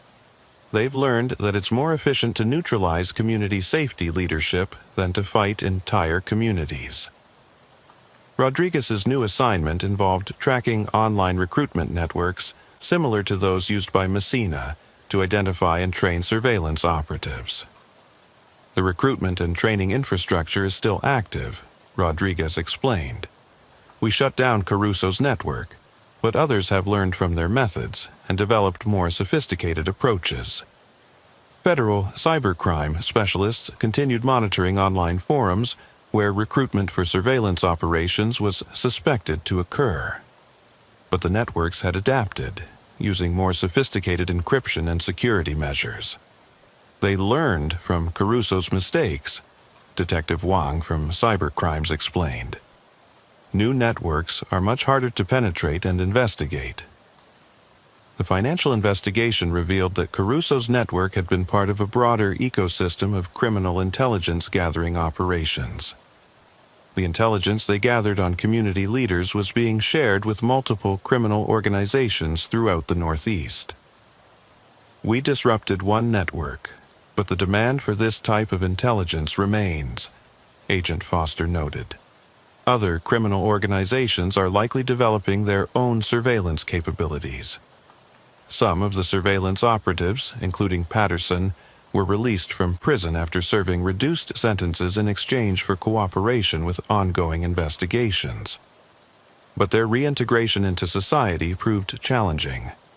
Patterson, who served 4 years of his 8-year sentence, was relocated to a different state under supervised monitoring. But his experience in the surveillance network had left him psychologically damaged and unable to maintain normal relationships. He's essentially unemployable, his parole officer told me during a follow-up conversation. His skills are surveillance and stalking. There aren't many legitimate career paths for someone with that background. Jennifer Walsh, who had surveilled Susan Martinez, was released after serving 3 years of her 6-year sentence. She entered a rehabilitation program designed to help former extremists reintegrate into society. The psychological conditioning was so thorough that it took years of therapy to help her understand the criminal nature of her activities, explained Dr. Williams, who consulted on Walsh's rehabilitation. But some former operatives never fully recovered from their indoctrination. The systematic conditioning they had experienced during recruitment and training left lasting psychological damage that continued years after their release from prison. The broader question of how to protect community safety programs from systematic targeting remained unresolved. Federal agencies developed threat assessment protocols for community leaders, but implementation proved difficult given the volunteer nature of most safety programs. You can't provide federal protection for every neighborhood watch coordinator, Foster acknowledged. We need community-based solutions for a community-based problem. Some communities experimented with distributed leadership models, where safety coordination responsibilities were shared among multiple volunteers rather than concentrated in single individuals. This made it harder for surveillance networks to identify and target key organizers. Other communities implemented digital security training for safety volunteers, teaching them to recognize signs of surveillance and protect their personal information online. But perhaps the most significant long-term impact was the change in how law enforcement thought about community policing. The realization that community safety advocates could be systematically targeted by organized crime required new approaches to protecting civilian law enforcement cooperation. We had to acknowledge that encouraging community involvement in law enforcement carries real risks for volunteers, explained Captain Williams, who had been promoted to precinct commander. We have an obligation to protect the people who help us protect their communities. This led to new training programs for law enforcement officers on recognizing and investigating organized surveillance targeting community leaders. Officers learned to identify patterns of behavior that might indicate systematic stalking of safety volunteers. We realized we hadn't been taking these reports seriously enough, Williams continued. When community leaders reported signs of surveillance or intrusion, we often dismissed it as paranoia or coincidence. The case also changed how federal agencies tracked domestic terrorism threats. The targeting of community safety infrastructure was now recognized as a specific category of domestic terrorism, requiring specialized investigation techniques. Traditional domestic terrorism focused on government targets or symbolic attacks, Foster explained. This network showed us that terrorists can achieve their goals by systematically dismantling community safety infrastructure. 5 years after the arrests, I still think about the broader implications of the case when I respond to neighborhood watch reports. Every community safety volunteer I encounter knows they might be taking personal risks by organizing their neighbors to cooperate with law enforcement. The fear is still there, one neighborhood watch coordinator told me recently. Every time I organize a community meeting, I wonder who's taking notes for the wrong reasons. But despite the fear, many communities have maintained their safety programs. The alternative, abandoning community involvement in law enforcement, would hand criminal organizations exactly what they wanted. We can't let them win by being afraid to organize, another community leader explained. But we also can't pretend the risks don't exist. The balance between community engagement and personal security remains delicate. Communities throughout the region continue to struggle with maintaining effective safety programs while protecting the volunteers who make them possible. The question Robert Miller asked me during the early stages of the investigation continues to resonate. How can you protect your neighborhood when you can't even protect yourself? I still don't have a complete answer, but I know that the alternative, allowing fear to destroy community cooperation with law enforcement, would give criminal organizations exactly what they want. The Caruso case taught us that the very qualities that make community safety programs effective, openness, accessibility, volunteer leadership, also make them vulnerable to systematic targeting by sophisticated criminal networks.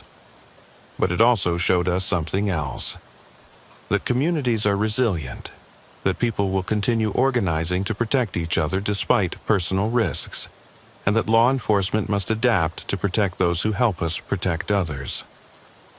The surveillance network was dismantled, the perpetrators were imprisoned, and the immediate threat was eliminated. But the knowledge that such operations are possible has permanently changed how we think about community safety work. Every neighborhood watch meeting, every community board session, every block party organized to build police-community relationships now carries the awareness that someone might be watching, documenting, planning. It's the new reality of community policing, Agent Foster observed during our final case review. Criminal organizations have learned to target the infrastructure that makes community safety possible.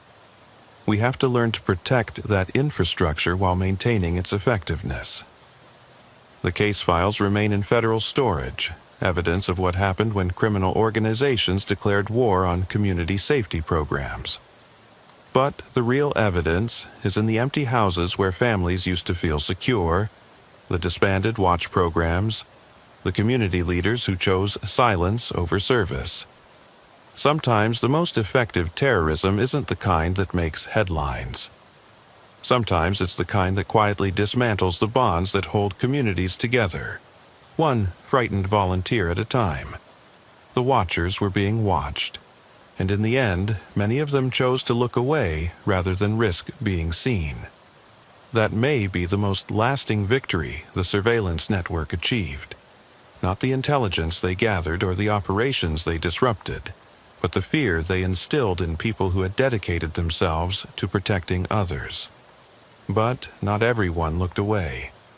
Some community leaders, understanding the risks, chose to continue their safety work despite knowing they might be targets.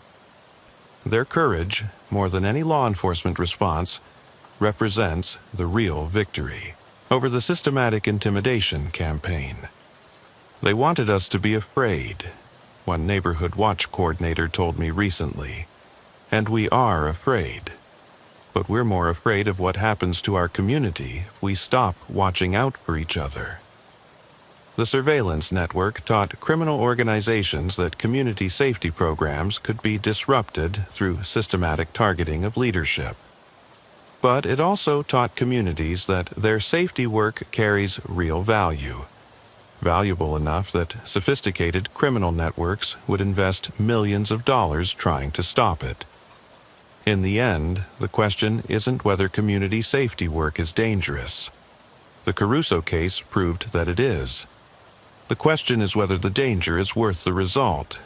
For those who continue organizing their neighbors, coordinating with police, watching out for suspicious activity, the answer remains yes.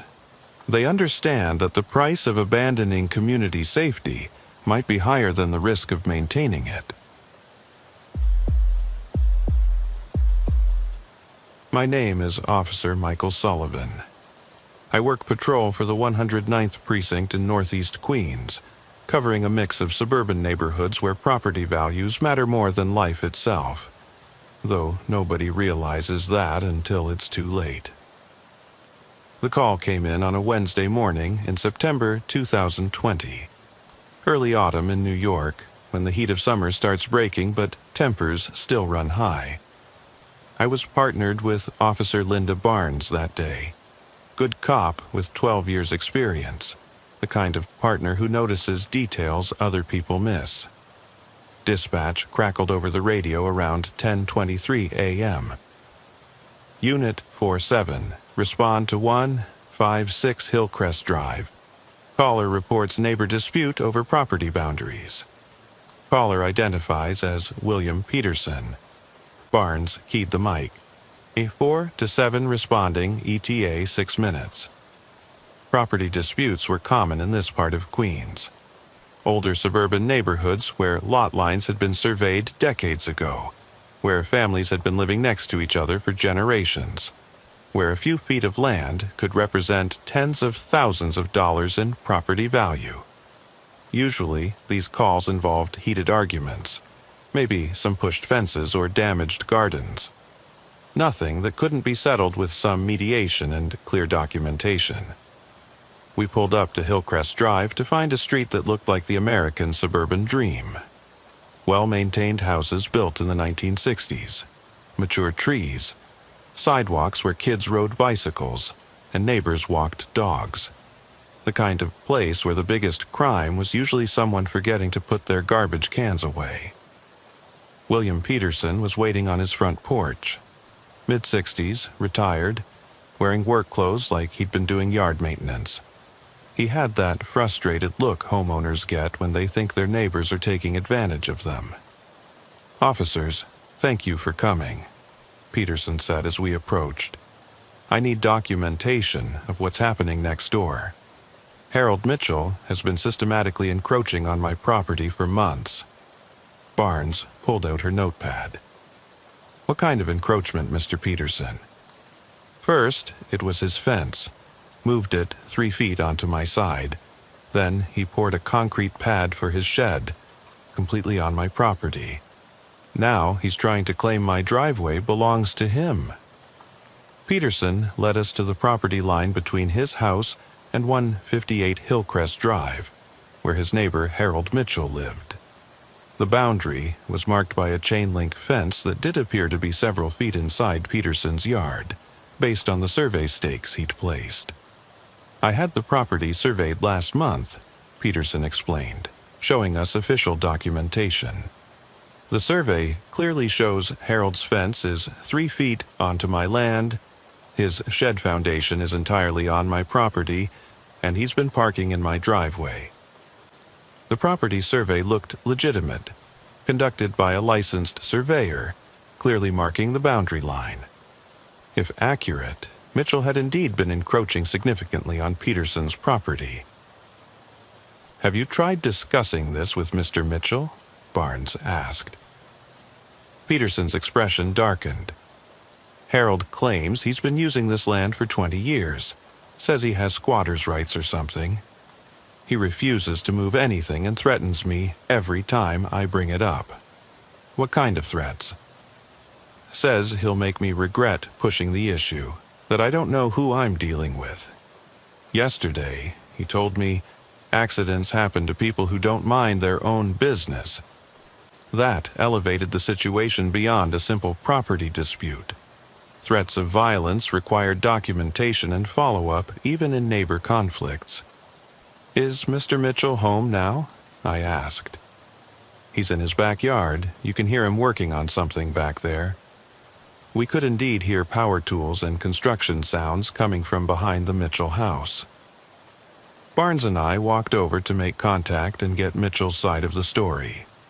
Harold Mitchell was in his early 70s, thin but wiry, working on what appeared to be an extension to the shed Peterson had mentioned. He looked up when we approached, and I immediately noticed something in his expression. Not surprise or concern, but calculation.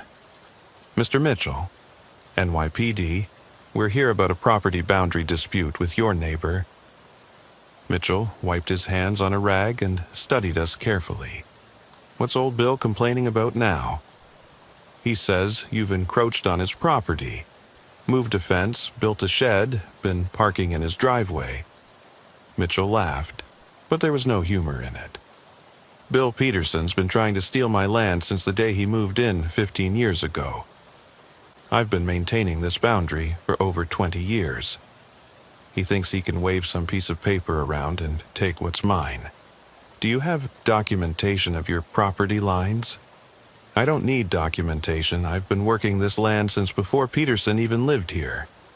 I built that fence, I maintain that driveway, I use that shed every day. Possession is 9/10 of the law." Barnes exchanged glances with me.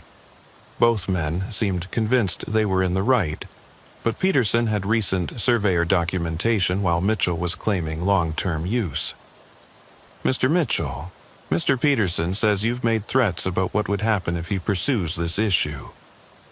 Mitchell's expression hardened. "I told him he should be careful about starting something he can't finish. This is my property and I'll defend it." "Sir, that sounds like a threat." "It's a fact. Some things are worth fighting for." The way Mitchell said it sent up red flags. This wasn't just neighbor frustration. There was something deeper, more dangerous in his tone. "Have you considered resolving this through mediation or civil court?" "I don't need courts. I know what's mine." We documented both sides of the dispute and advised both neighbors to avoid further contact while seeking legal resolution. But as we walked back to our patrol car, Barnes voiced what I was thinking. "This feels like more than a property dispute. There's something off about Mitchell." "Agreed. Let's check if either of them has history with the department." Back at the station, we ran background checks on both William Peterson and Harold Mitchell. Peterson came back clean. No criminal record, no prior police contacts, retired insurance adjuster who'd lived at his address for 15 years with no previous complaints. Harold Mitchell was a different story. Mitchell had a history of neighbor disputes going back decades. Multiple police calls for boundary disagreements, harassment complaints, one restraining order that had expired. But what caught our attention was a pattern. Mitchell had been involved in property disputes with 3 different neighbors over the past 20 years, and in each case the neighbor had eventually moved away. "Look at this," Barnes said, reviewing the records. 1998, dispute with neighbors at 742 Oak Street. 2003, harassment complaints from neighbors at 89 Maple Avenue. 2015, restraining order filed by neighbors at 23 Pine Road. In every case, Mitchell claimed the neighbors were encroaching on his property. And, in every case, the neighbors eventually sold and moved? All three families sold their houses and left within 2 years of the initial disputes. That was unusual. Property disputes were common, but most got resolved through legal channels or mediation. For multiple families to sell and move rather than fight suggested something more intimidating than simple boundary disagreements. We should contact the previous neighbors, see what they experienced. The first family, the Johnsons from Oak Street, had moved to New Jersey. When I called Mrs. Johnson, her reaction to Mitchell's name was immediate fear. Harold Mitchell? Is he still bothering people? Ma'am, we're investigating a current property dispute. Can you tell us about your experience with Mr. Mitchell? That man made our lives hell for 3 years. Started with claims about our fence being on his property, escalated to harassment, vandalism, threats. We tried going through legal channels, but he made it clear he'd make us miserable until we left. What kind of threats? He knew our schedules, where we worked, when our kids would be home alone. He'd call our employers, file false police reports, follow us when we left the house. The final straw was when we found our cat dead in our driveway, with a note saying our family could be next. My blood ran cold. Did you report that to police? We tried, but Mitchell was clever. Never any direct evidence it was him. Always plausible deniability, but we knew. Everyone in the neighborhood knew he was responsible for everything that happened to families who crossed him. The second family, the Martinez family from Maple Avenue, had a similar story. 3 years of escalating harassment, mysterious property damage, dead pets, anonymous threats. Eventually, they'd sold at a loss just to escape. Mitchell had convinced himself that he owned property that belonged to other people, Mr. Martinez told me. But it wasn't really about the property. It was about control, dominance. He enjoyed terrorizing families until they gave up and left. The third family was harder to reach. The Williamses from Pine Road had moved to Florida. But when I finally spoke with Mrs. Williams, her story was the most disturbing yet. Harold Mitchell nearly destroyed our marriage, she said. The harassment went on for 2 years. Property damage, dead animals, threatening phone calls. But the worst part was the stalking. He knew everything about our lives, our routines, our vulnerabilities. What finally made you decide to move? Our teenage daughter, Sarah, started having nightmares, couldn't sleep, was afraid to be home alone. One night she woke up screaming, said she saw someone watching her through her bedroom window. We found footprints under her window, but Mitchell claimed he'd been in his yard all evening. Did you get a restraining order? We tried, but Mitchell was careful never to do anything we could prove in court. The harassment would always happen when there were no witnesses, no direct evidence. The judge said our concerns were understandable, but not legally actionable. 3 families, 3 identical patterns of escalating harassment, 3 forced relocations. And now William Peterson was the 4th neighbor to cross Harold Mitchell's perceived property boundaries. Barnes and I returned to Hillcrest Drive that afternoon to conduct a more thorough investigation. If Mitchell was following his established pattern, Peterson could be in serious danger.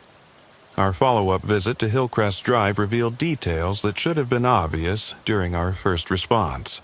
Signs of ongoing conflict that went far beyond a simple boundary dispute.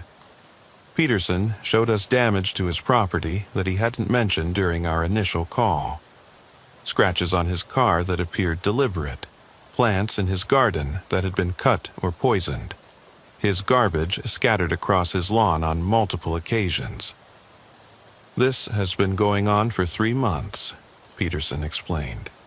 Ever since I had the property surveyed and approached Harold about the encroachment. Why didn't you mention this earlier? I thought it might be coincidence, or maybe teenagers causing trouble. But after talking to you this morning, I realized it all started when Harold got angry about the survey. Peterson showed us photographs he'd taken documenting the damage. Slashed tires, broken sprinkler heads, dead spots in his lawn where someone had poured chemicals. The pattern of damage suggested systematic harassment rather than random vandalism. Mr. Peterson, have you noticed anyone watching your house, following you when you leave? Actually, yes. Harold seems to know exactly when I come and go. He'll be working in his yard whenever I leave for errands. Always has some comment about my schedule. Barnes was taking detailed notes. Have you received any threatening communications? Anonymous letters, 3 so far. Peterson retrieved them from inside his house. I didn't think to mention them this morning.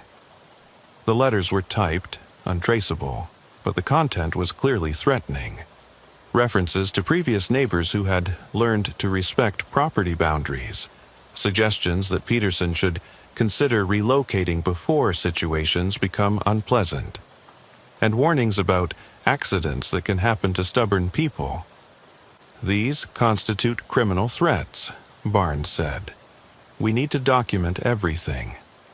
As we photographed the letters and property damage, I noticed Mitchell watching us from his backyard. He wasn't trying to hide his surveillance.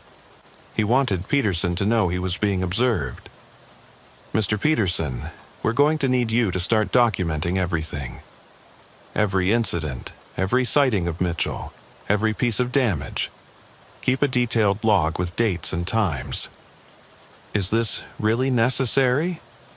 Can't you just make him stop? Barnes and I exchanged glances.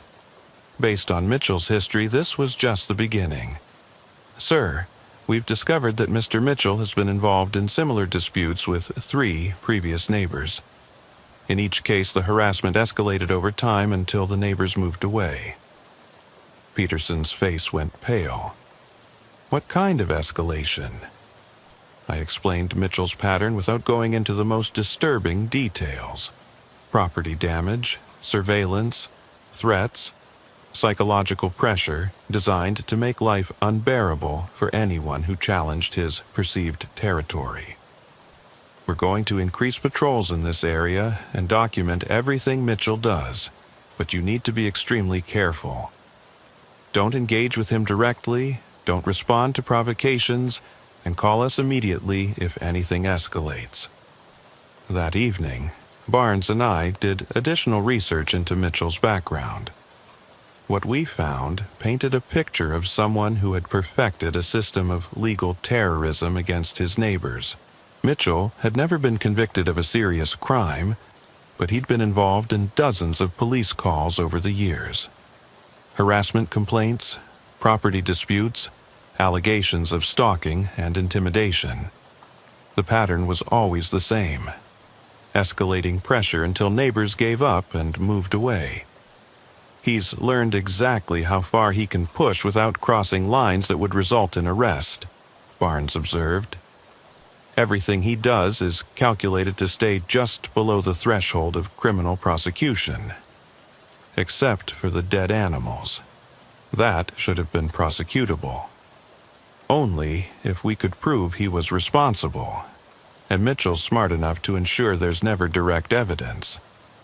We requested the case files from Mitchell's previous neighbor disputes. The documentation revealed a sophisticated campaign of psychological warfare that had driven 3 families from their homes.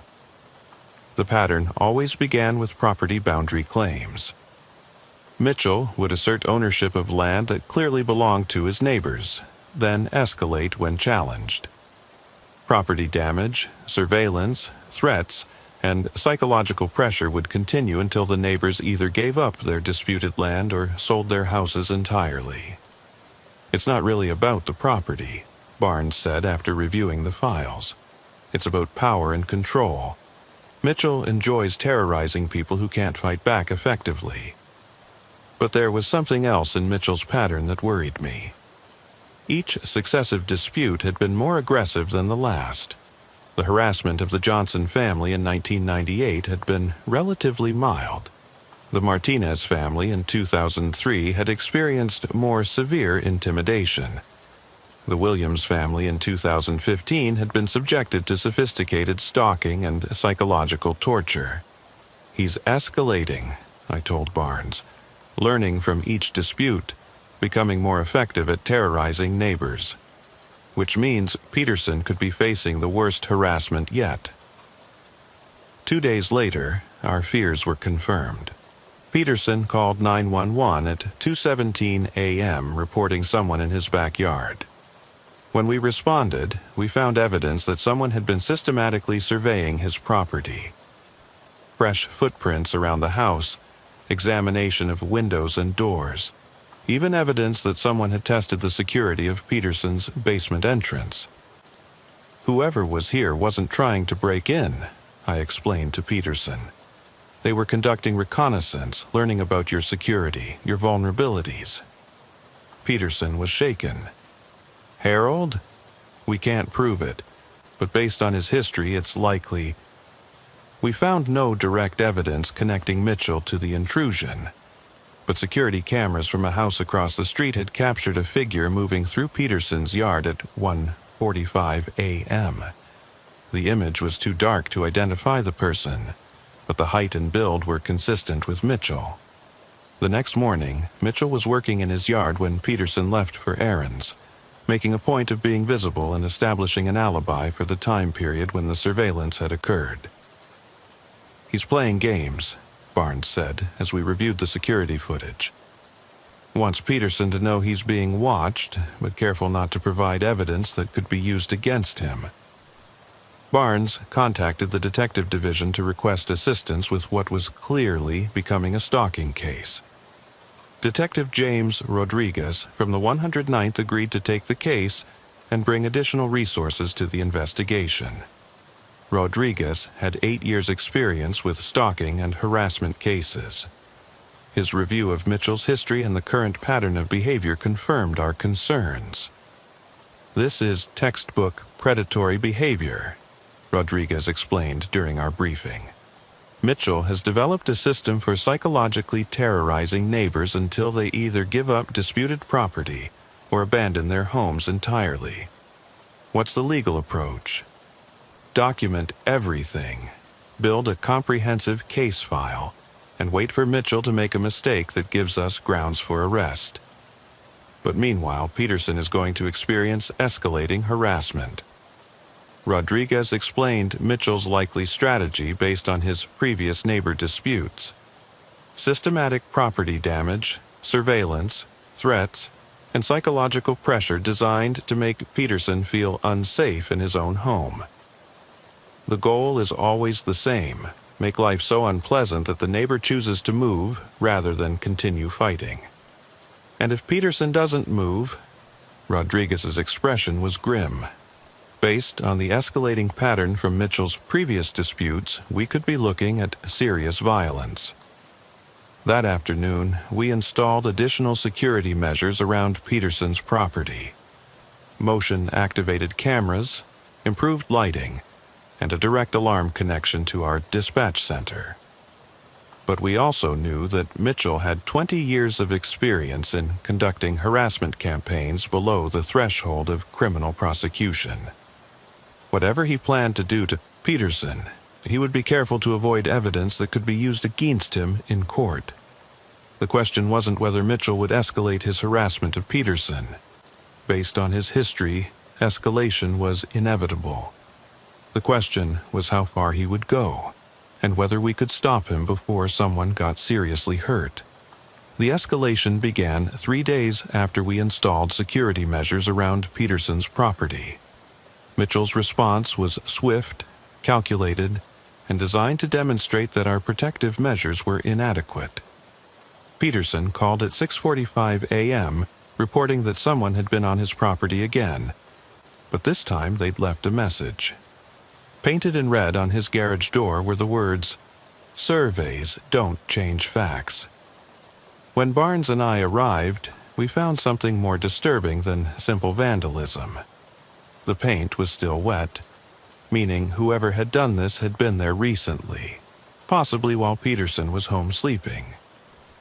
The security cameras didn't capture anything, Peterson said, his voice shaking. Whoever did this knew exactly where the cameras were positioned. We reviewed the footage from all angles. The cameras had recorded several hours of normal evening activity, then a gap of 15 minutes where all feeds went dark simultaneously. Someone disabled the cameras, did the graffiti, then reactivated them, I explained. This required detailed knowledge of the security system and professional-level skill. Barnes was examining the surveillance equipment. The cameras weren't damaged or obviously tampered with. Someone found a way to temporarily interrupt the power supply. Detective Rodriguez arrived within 30 minutes. His examination of the scene revealed the sophisticated nature of the harassment campaign. "This isn't random vandalism," Rodriguez explained. "Someone spent significant time learning about Peterson's security measures, then developed a plan to circumvent them. Mitchell? Almost certainly, but he's been careful not to leave evidence. The paint was applied with gloves, no fingerprints. The electrical work to disable the cameras was done by someone with professional knowledge." Rodriguez explained that Mitchell's previous neighbor disputes had shown similar escalation patterns. Initial property damage would be followed by increasingly sophisticated harassment, designed to demonstrate the victim's vulnerability. "The message isn't just about the property survey," Rodriguez continued. "It's psychological warfare. Mitchell is showing Peterson that security measures won't protect him." That afternoon, we conducted surveillance on Mitchell's house while Rodriguez interviewed Peterson about his daily routines, work schedule, and personal vulnerabilities. What Peterson revealed painted a picture of someone whose life was being systematically invaded and documented by a predatory neighbor. "Harold knows when I leave for work, when I return, what grocery store I use, where I go to church," Peterson explained. "Yesterday he made a comment about my doctor's appointment, but I never told him about it." "How could he know about your medical appointments?" "I have no idea, but he knew I'd been to see Dr. Williams about my blood pressure. Made some comment about hoping my health would hold up during stressful times." Rodriguez took detailed notes. "Has Mitchell mentioned other personal information he shouldn't know?" "Last week, he commented on my niece visiting from Chicago, but I never told him about her visit, and she stayed inside the house the whole time." This suggested that Mitchell had access to Peterson's phone communications, mail, or other private information sources. The level of surveillance indicated sophisticated stalking methods. "Mr. Peterson, we need to examine your house for surveillance devices. It's possible Mitchell has planted listening devices or cameras inside your home." The search revealed 2 hidden microphones, one in Peterson's living room behind a picture frame, another in his kitchen inside a decorative plant. Both were professional-grade devices that would have required inside access to install. "How did he get inside my house?" "Unknown, but both devices were placed in locations that would capture most conversations and phone calls." Barnes contacted crime scene technicians to process the surveillance devices for fingerprints or other evidence. But as expected, Mitchell had been careful not to leave identifying traces. "The devices were handled with gloves, no prints," the technician reported. "But the installation required detailed knowledge of the house layout and electrical systems." Rodriguez explained the implications of finding surveillance devices inside Peterson's home. "This elevates the case to felony stalking and illegal surveillance. If we can prove Mitchell installed these devices, we can arrest him. But we can't prove it. Not without direct evidence. The devices could have been installed by anyone with access to your house. That evening, we set up our own surveillance operation. If Mitchell was monitoring Peterson's house, we would monitor Mitchell's house. Officers stationed in unmarked vehicles observed Mitchell's property, while Rodriguez and I coordinated with federal agencies experienced in stalking investigations. What we learned was that Mitchell's harassment campaigns represented a sophisticated form of domestic terrorism that existing laws were poorly equipped to address. He's developed methods that stay just below criminal prosecution thresholds, Rodriguez explained. Everything is calculated to cause maximum psychological impact while maintaining plausible deniability. The surveillance devices found in Peterson's house provided evidence of criminal activity, but proving Mitchell was responsible required connecting him to the installation. "We know he did it, but proving it in court is different," Rodriguez said. Mitchell has 20 years of experience avoiding legal consequences for his harassment campaigns. 2 days later, Mitchell's psychological campaign escalated again. Peterson woke to find his front lawn covered with dead flowers arranged in the shape of a question mark. "The message is clear," Rodriguez explained as we documented the scene. Mitchell is asking whether Peterson understands how vulnerable he is. The dead flowers had been arranged during the night, but once again, the security cameras had been temporarily disabled during the incident. "He's demonstrating that security measures are useless," Rodriguez continued, "that he can access Peterson's property whenever he chooses." Barnes was examining the flowers. "These aren't random dead plants.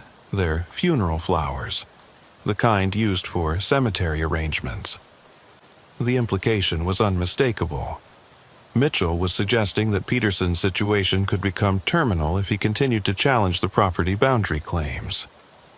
"We need to consider relocating Peterson," Rodriguez said. Mitchell's pattern suggests the harassment will continue escalating until Peterson either gives up the disputed property or leaves entirely. "What about arresting Mitchell? On what charges?" "We have circumstantial evidence, but nothing that would stand up in court. Mitchell has been careful to avoid direct prosecution." That afternoon, we met with Peterson to discuss his options. The harassment campaign was clearly affecting his health and mental state. "I haven't slept properly in 2 weeks, Peterson explained. "Every sound at night makes me think someone's outside. I'm afraid to leave the house, afraid to stay home." "Have you considered temporarily relocating while we build a case against Mitchell?" Peterson's response was immediate. "If I leave, Harold wins. He gets to keep the property he's stolen, and I lose my home. That's exactly what he wants." Rodriguez explained Mitchell's history with previous neighbors. 3 families have faced similar harassment. All eventually sold their houses and moved away. "I'm not leaving. This is my home, my property. Harold Mitchell doesn't get to terrorize me into abandoning what's mine." Peterson's determination was admirable, but potentially dangerous. Based on Mitchell's escalating pattern, the harassment would likely become more severe if Peterson refused to be intimidated. "Sir, we understand your position, but we're concerned about your safety. Mitchell's previous disputes have involved serious threats and possible violence. Then arrest him. We're working on building a case, but Mitchell has been careful to avoid leaving evidence that would support criminal charges." That evening, our surveillance team observed Mitchell conducting what appeared to be reconnaissance of Peterson's property. Using night vision equipment, he systematically observed Peterson's house from multiple angles, documenting security measures and routine activities. But Mitchell was careful to stay on his own property while conducting surveillance, making his activities technically legal, even though their purpose was clearly harassment. "He's gathering intelligence for the next phase," Rodriguez observed. "Whatever Mitchell plans to do, he's preparing carefully." The question was whether we could anticipate Mitchell's next move and prevent escalation to violence, or whether Peterson would become the 4th neighbor to be driven away by Mitchell's campaign of terror. Mitchell's reconnaissance activities became more systematic over the following days. our surveillance team documented him observing Peterson's house at regular intervals, noting patterns in Peterson's daily routine and security measures. But Mitchell's intelligence gathering extended beyond simple observation. We discovered evidence that he was researching Peterson's personal life, work history, and financial situation. Detective Rodriguez received a call from Peterson's employer, reporting that someone had been asking questions about Peterson's work schedule and job performance. A man, claiming to be Peterson's neighbor, called asking about Peterson's reliability and whether he'd been missing work due to stress. Peterson's supervisor explained. Said he was concerned about Peterson's mental health. Did he identify himself? Said his name was Harold, claimed he was worried about Peterson, and wanted to know if his work was being affected by personal problems. This represented a new escalation in Mitchell's harassment campaign. He was now attempting to damage Peterson's professional reputation and employment security. Rodriguez contacted Peterson to warn him about Mitchell's workplace interference. Harold called my boss? Peterson was incredulous. What business does he have contacting my employer? None, but it's part of his pattern. Mitchell wants to isolate you, damage your support systems, make you feel like you have nowhere to turn. Can you stop him from calling my work? We can document it as harassment, but unless your employer files a complaint, it's difficult to prosecute. Rodriguez explained Mitchell's strategy based on his analysis of the previous neighbor disputes. Mitchell systematically attacks every aspect of his targets' lives: professional relationships, family connections, community standing. The goal is to make continued residence so unpleasant that moving becomes the only viable option. That afternoon, we discovered that Mitchell's intelligence gathering had extended to Peterson's financial information. Peterson received a call from his bank reporting suspicious inquiries about his account. Someone called claiming to be Peterson, asking about his mortgage payments and account balances, the bank security officer explained. When we asked for verification information, they hung up. Could the caller have been Mitchell? Possibly, but we can't be certain. The call came from a blocked number. Rodriguez added this to the growing file of harassment incidents. Mitchell is building a comprehensive profile of your vulnerabilities. Financial pressure, workplace stress, social isolation. He's looking for ways to attack your stability. The scope of Mitchell's intelligence gathering suggested sophisticated planning for an extended campaign of psychological pressure. This isn't impulsive harassment, Rodriguez explained. Mitchell is conducting systematic intelligence operations like a professional private investigator. Barnes and I increased our surveillance of Mitchell's activities. What we observed revealed someone who had perfected the art of legal harassment over decades of practice. Mitchell maintained detailed logs of Peterson's activities, photographed Peterson's visitors, and documented everything that happened around Peterson's property. He's building his own case file, Barnes observed, documenting everything Peterson does, looking for anything he can use as leverage. But Mitchell's surveillance activities were conducted carefully to stay within legal boundaries. He observed from his own property, used telephoto lenses that didn't constitute trespass, and avoided direct contact that could be characterized as stalking.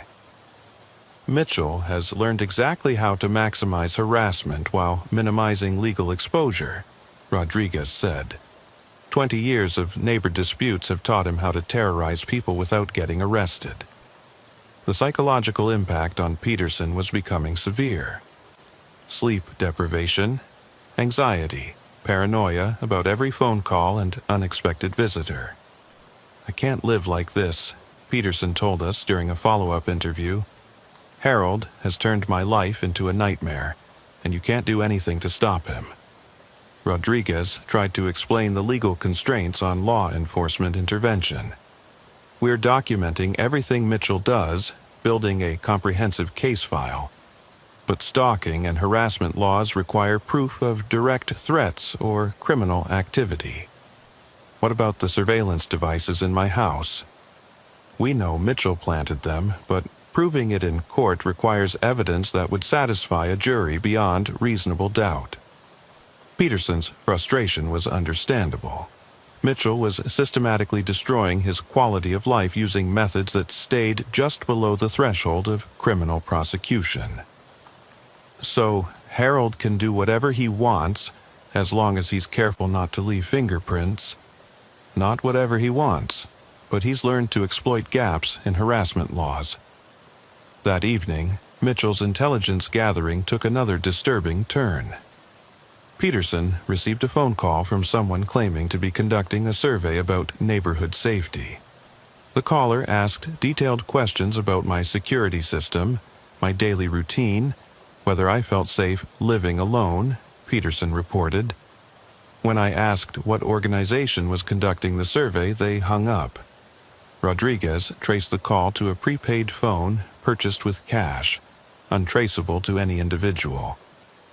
Mitchell is using sophisticated techniques to gather intelligence while maintaining anonymity, Rodriguez explained. Professional-level social engineering designed to extract personal information. The fake survey call was concerning because it suggested Mitchell was escalating his intelligence-gathering operations. What kind of information was he trying to get? Details about your security measures, your personal routines, your vulnerabilities. The kind of information someone would need to plan more serious harassment or even violence. Rodriguez contacted federal agencies with expertise in stalking investigations. What they told him was alarming. Mitchell's methods are consistent with predatory stalking patterns that often escalate to violence, Special Agent Diana Foster from the FBI's Behavioral Analysis Unit explained. The systematic intelligence gathering, the psychological pressure campaign, the isolation tactics, these are precursors to more serious criminal activity. How serious? Based on similar cases, we could be looking at escalation to physical assault, home invasion, or even murder if the target doesn't comply with the stalker's demands. Foster reviewed Mitchell's case file and confirmed our concerns about escalation. Mitchell's pattern shows increasing sophistication and aggression with each successive neighbor dispute. The harassment campaigns have become more elaborate, more psychologically damaging, more difficult to prosecute. What's the likely next step? Direct confrontation, physical intimidation, or staged incidents designed to terrify the target into compliance. That night, our surveillance team observed Mitchell conducting what appeared to be operational planning around Peterson's property. Using night vision equipment and detailed measurements, he systematically surveyed approaches to Peterson's house. He's planning something, Barnes observed. This isn't casual surveillance, it's operational reconnaissance. Rodriguez decided to increase police protection for Peterson while we developed strategies for arresting Mitchell before he could escalate to violence. We need to anticipate Mitchell's next move and be ready to intervene, Rodriguez explained. Based on his history and current behavior, Peterson is in immediate danger. But predicting Mitchell's specific plans was challenging. 20 years of experience had taught him to vary his methods, avoid patterns that law enforcement could anticipate. Mitchell has successfully terrorized 3 families into abandoning their homes, Rodriguez said. He knows exactly how much pressure to apply, when to escalate, how to stay below prosecution thresholds. The question was whether Peterson would become Mitchell's 4th victim, or whether we could find a way to stop a harassment campaign that had been perfected over 2 decades of legal terrorism. The escalation we'd been anticipating came on a Friday evening in October. Peterson called 911 at 8:42 p.m. reporting that Mitchell was in his backyard, standing near his kitchen window, staring into his house. Barnes and I responded within 4 minutes. When we arrived, Mitchell was gone, but Peterson was visibly shaken. He was just standing there, watching me eat dinner, Peterson explained. When I got up to call police, he walked away slowly, like he wasn't concerned about being caught. We found footprints in the soft ground beneath Peterson's kitchen window, but Mitchell was now in his own backyard, establishing an alibi by working on his shed under bright lights. He wants me to know he can get right up to my house whenever he chooses, Peterson said. The message is that my security measures are meaningless. Detective Rodriguez arrived to coordinate our response. This was the most direct confrontation Mitchell had attempted, suggesting he was preparing for the final phase of his harassment campaign. Mitchell is testing Peterson's reactions and our response time, Rodriguez explained. He's gathering intelligence about our protective capabilities. We approached Mitchell in his backyard to document his activities and establish his awareness that he was under police observation. Mr. Mitchell, we're investigating a report of someone on your neighbor's property. Mitchell looked up from his work with what appeared to be genuine surprise. Someone on Bill's property. That's terrible. I hope nobody was trying to break in. Where have you been for the past 30 minutes? Right here, working on my shed. I've got lights up, been making noise with power tools. Anyone in the neighborhood could have seen me. Mitchell had positioned himself to be visible from multiple houses, creating witnesses to support his alibi. But the timing suggested he'd established his presence immediately after retreating from Peterson's property. Did you see anyone suspicious in the area? No, but I've been focused on my work. You know how important it is to maintain your property properly. Mitchell's emphasis on property maintenance was a subtle reminder of his boundary dispute with Peterson. Even while providing an alibi, he was reinforcing his territorial claims. Rodriguez documented Mitchell's statements and the physical evidence, but knew it would be difficult to prove Mitchell had been on Peterson's property. The footprints under Peterson's window could belong to anyone, Rodriguez explained later. Mitchell's alibi is solid, and we can't prove he was the person Peterson saw. But the psychological impact on Peterson was severe. The knowledge that Mitchell could approach his house undetected, observe him through windows, then disappear before police arrived had shattered his sense of security. I can't stay here, Peterson told us. Harold has made it clear he can get to me whenever he wants. What's to stop him from breaking in while I'm sleeping? Rodriguez tried to reassure Peterson while acknowledging the legitimate nature of his fears.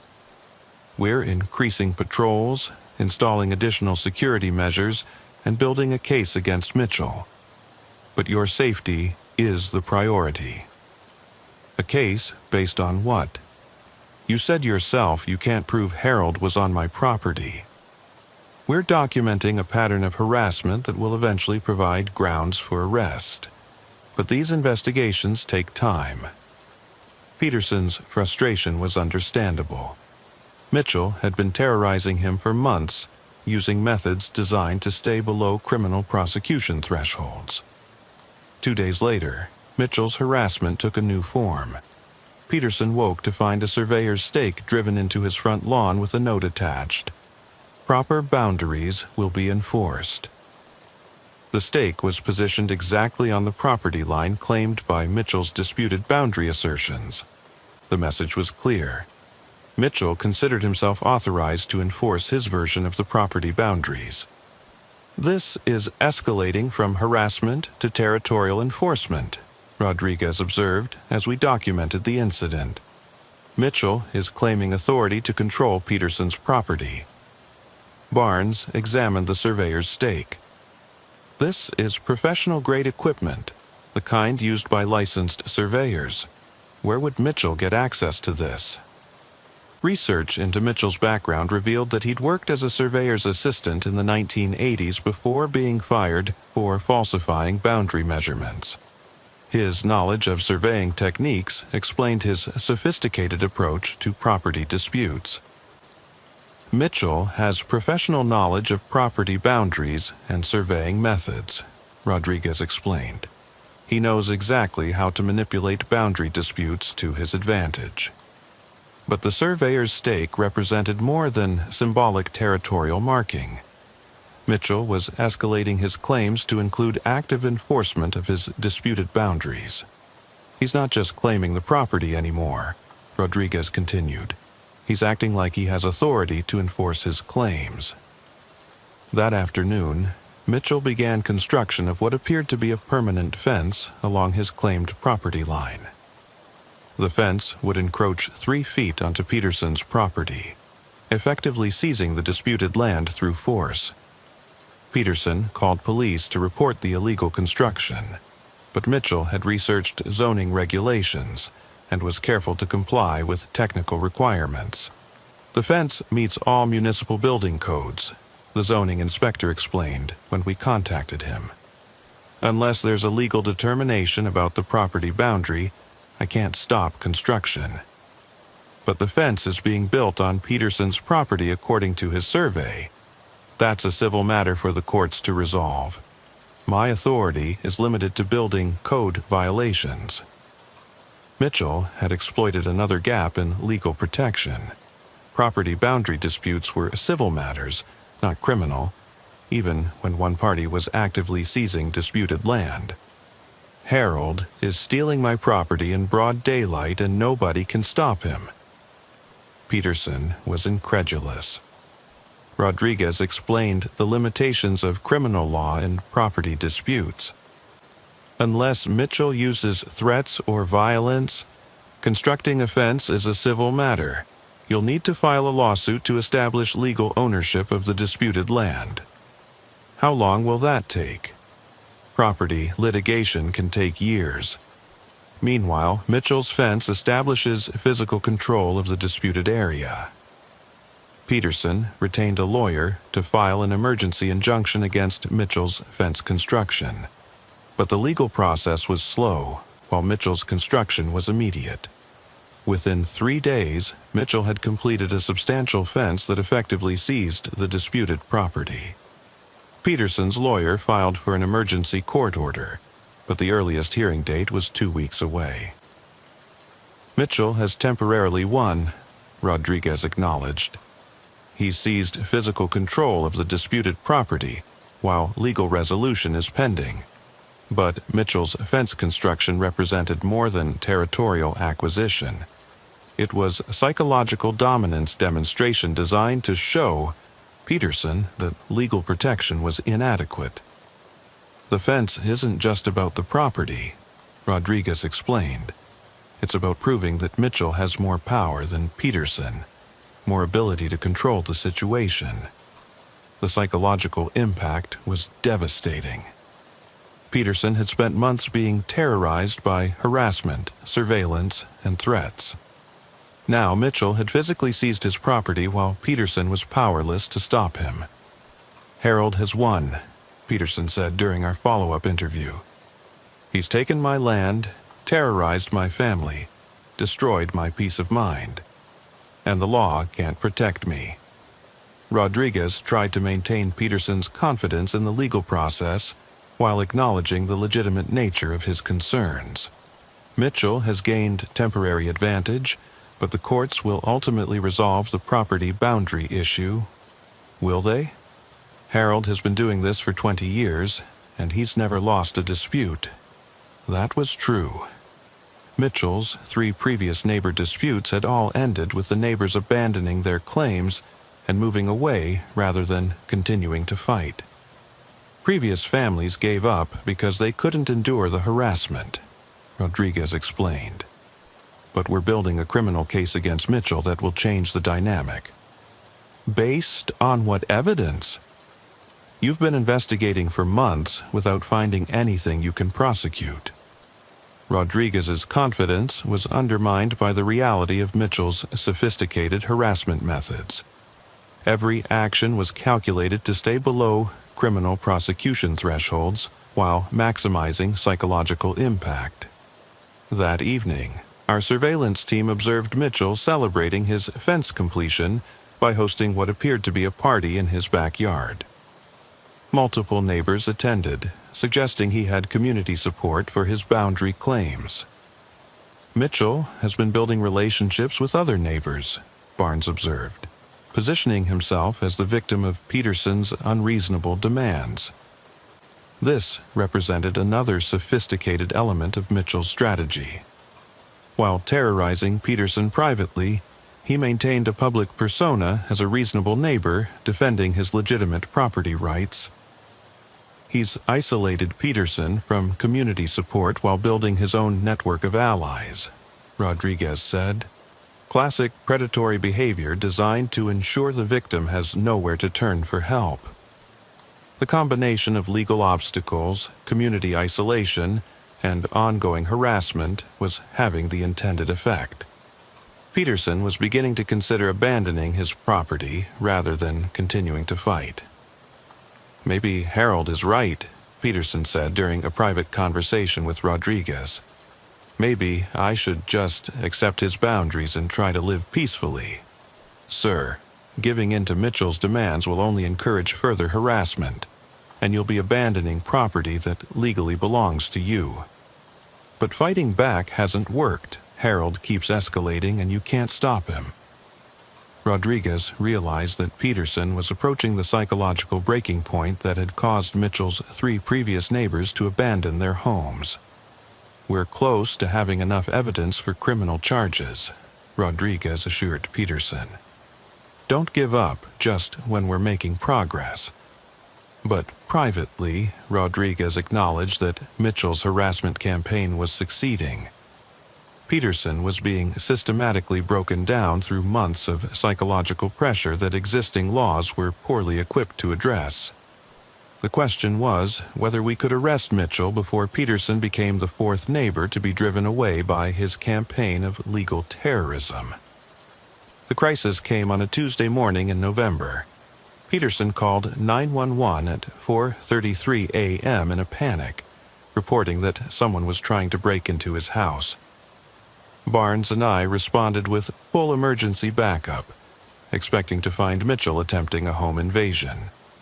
Instead, we found Peterson barricaded inside his house, convinced that sounds from Mitchell's property were an imminent attack. "He's coming for me," Peterson said when we finally convinced him to open his door. "I heard him moving around outside, testing my doors and windows." We searched Peterson's property thoroughly, but found no evidence of intrusion attempts. The sounds Peterson had heard were coming from Mitchell's property, where he was conducting what appeared to be normal early morning yard work. "Mr. Peterson, there's no evidence anyone tried to enter your house," I explained gently. "The sounds you heard were from Mitchell's yard, but he wasn't on your property." Peterson was clearly suffering from severe sleep deprivation and anxiety. Months of harassment had taken a psychological toll that was affecting his perception of reality. "You don't understand," Peterson insisted. "Harold is planning something. All the surveillance, the fence, the intimidation. It's building towards something worse." Detective Rodriguez arrived to assess Peterson's mental state and the security situation. What he found was someone approaching complete psychological breakdown. "Mr. Peterson, when did you last sleep through the night?" "I can't remember. Every sound makes me think Harold is outside. I lie awake listening, waiting for him to make his move." Rodriguez recognized the symptoms of prolonged psychological harassment. Mitchell's campaign was achieving its intended effect of destroying Peterson's mental stability. "Sir, I'm going to recommend that you consider staying with family or friends for a few days. You need rest, and you need distance from this situation. If I leave, Harold wins. He gets my property, my home, everything I've worked for. This isn't about winning or losing. It's about your health and safety." But Peterson's refusal to leave played directly into Mitchell's strategy. The harassment was designed to create a choice between psychological destruction and abandoning the disputed property. Rodriguez contacted mental health professionals experienced with stalking victims. Their assessment confirmed his concerns about Peterson's psychological state. Mr. Peterson is experiencing symptoms consistent with prolonged psychological trauma, Dr. Sarah Williams explained after her evaluation. Sleep deprivation, hypervigilance, paranoid ideation. He needs immediate intervention. Can he make rational decisions about his safety? His judgment is compromised by stress and exhaustion. He's fixated on the property dispute to the exclusion of his personal well-being. Dr. Williams recommended immediate psychiatric hospitalization, but Peterson refused voluntary commitment. Legal involuntary commitment required evidence of immediate danger to himself or others. "I'm not crazy," Peterson insisted. "Harold Mitchell is terrorizing me and everyone thinks I'm imagining it." Rodriguez tried to balance Peterson's autonomy with concern for his safety. "Sir, nobody thinks you're imagining the harassment, but your reaction to stress is affecting your judgment." "My reaction? Harold has been stalking me for months, stolen my property, threatened my safety. How am I supposed to react?" Peterson's response was understandable, but his psychological state was deteriorating rapidly. The combination of sleep deprivation, anxiety, and social isolation was creating conditions for complete breakdown. That afternoon, Peterson's behavior became more erratic. He called 911 3 times, reporting suspicious activity that investigating officers couldn't confirm. "Peterson is losing touch with reality," Barnes observed after the third false alarm. "Mitchell's psychological warfare is working." Rodriguez met with Peterson's family to discuss intervention options. Peterson's sister from New Jersey offered temporary housing, but Peterson refused to leave his property. "William has always been stubborn," his sister explained. "But I've never seen him like this. He's obsessed with the neighbor situation to the point where he can't function normally." "Has he talked about harming himself or others?" "He talks about making Harold pay for what he's done. I'm worried he might do something desperate." This raised new concerns about Peterson's potential for violence. Victims of prolonged harassment sometimes escalate to aggressive retaliation when legal remedies prove inadequate. Rodriguez increased surveillance on both Peterson and Mitchell. If Peterson was planning retaliation, we needed to intervene before violence occurred.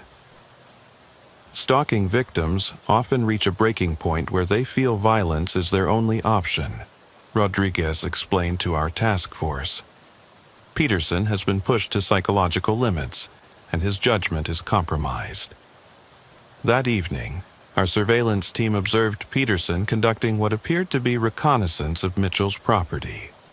Using binoculars and a camera with telephoto lens, Peterson systematically observed Mitchell's house and yard.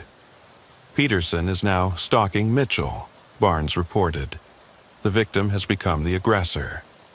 This role reversal was concerning because it played directly into Mitchell's strategy. If Peterson escalated to harassment or violence, Mitchell could claim victim status and possibly avoid prosecution for his own months of terrorizing behavior. Rodriguez approached Peterson to warn him about the legal consequences of retaliatory harassment. "Mr. Peterson, we've observed you conducting surveillance of Mitchell's property. That could constitute stalking if it continues. Harold has been stalking me for months, and you haven't arrested him. Now I'm the criminal for watching back. Sir, I understand your frustration, but retaliating with your own harassment will only hurt your case." "What case?" "You've been investigating Harold for months without filing charges. He's stolen my property, terrorized my family, destroyed my life, and you want me to just accept it?" Peterson's anger was understandable, but his escalating behavior was dangerous for everyone involved. We're still building a case against Mitchell, but it takes time to develop evidence that will stand up in court. How much time? Harold has been doing this for 20 years, and he's never been prosecuted. Why should I believe this time will be different?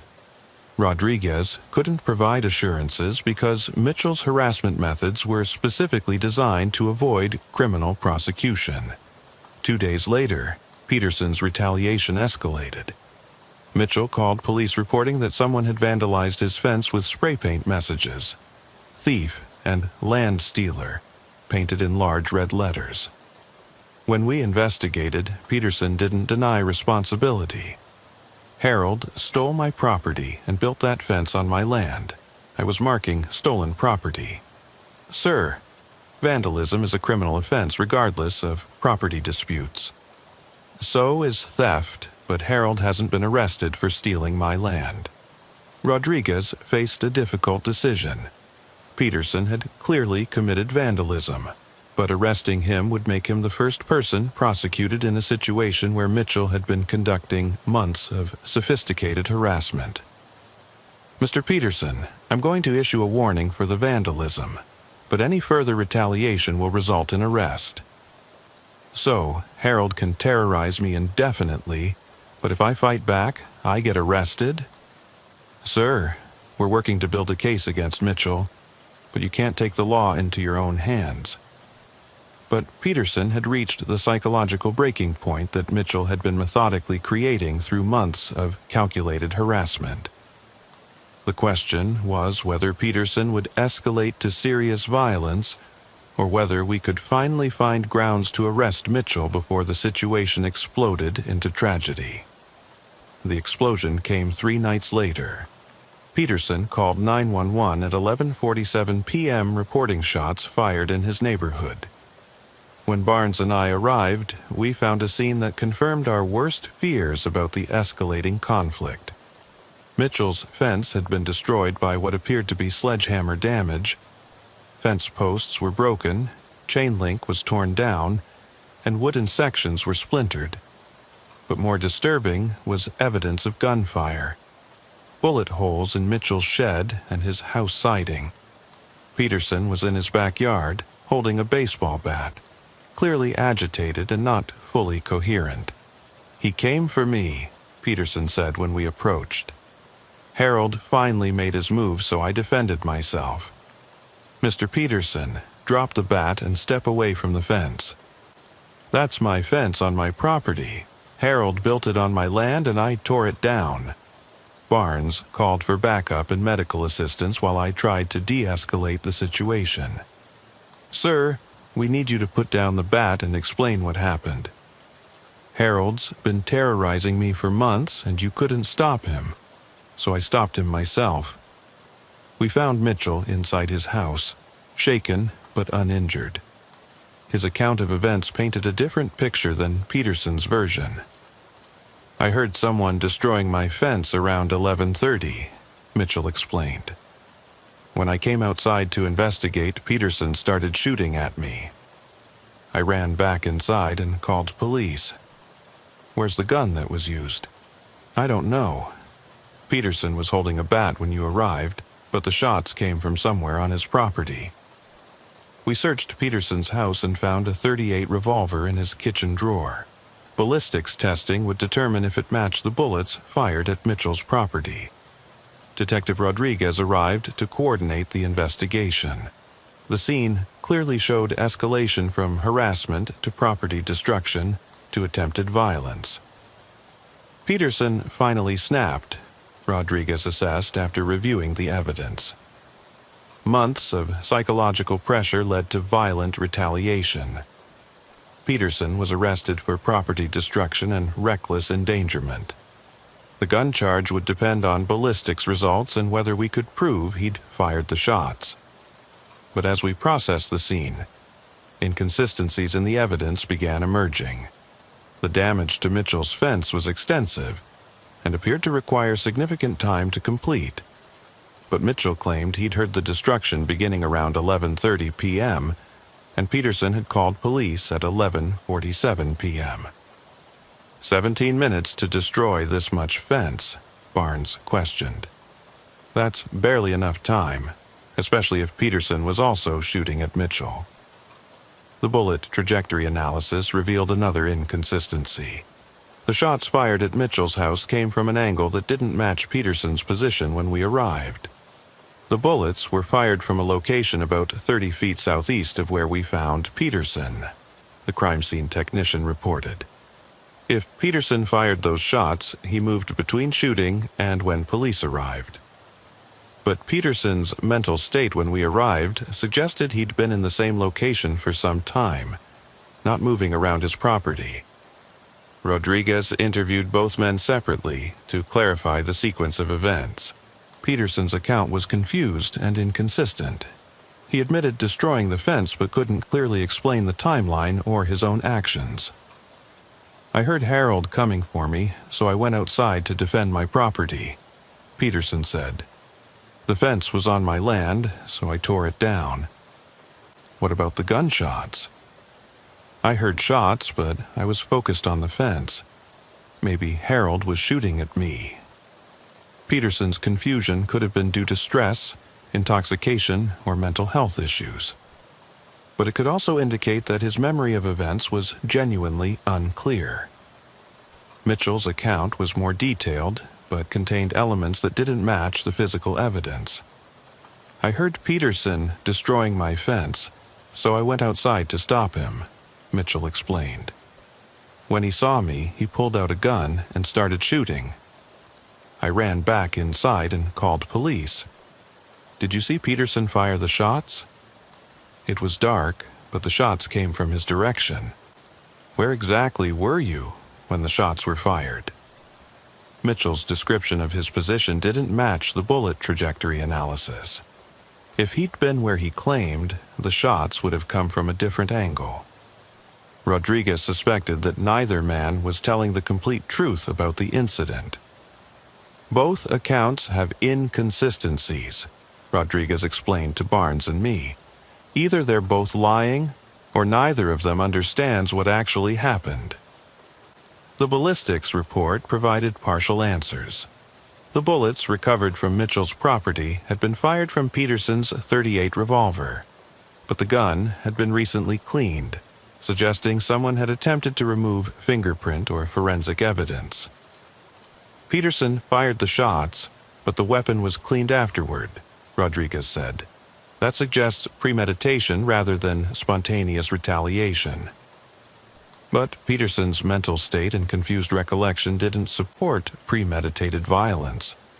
Someone experiencing psychological breakdown was unlikely to carefully clean a weapon after use. "Unless someone else cleaned the gun," Barnes suggested. That possibility opened disturbing new scenarios. If a third party had been involved in the incident, both Peterson and Mitchell could have been manipulated or misled about what actually happened.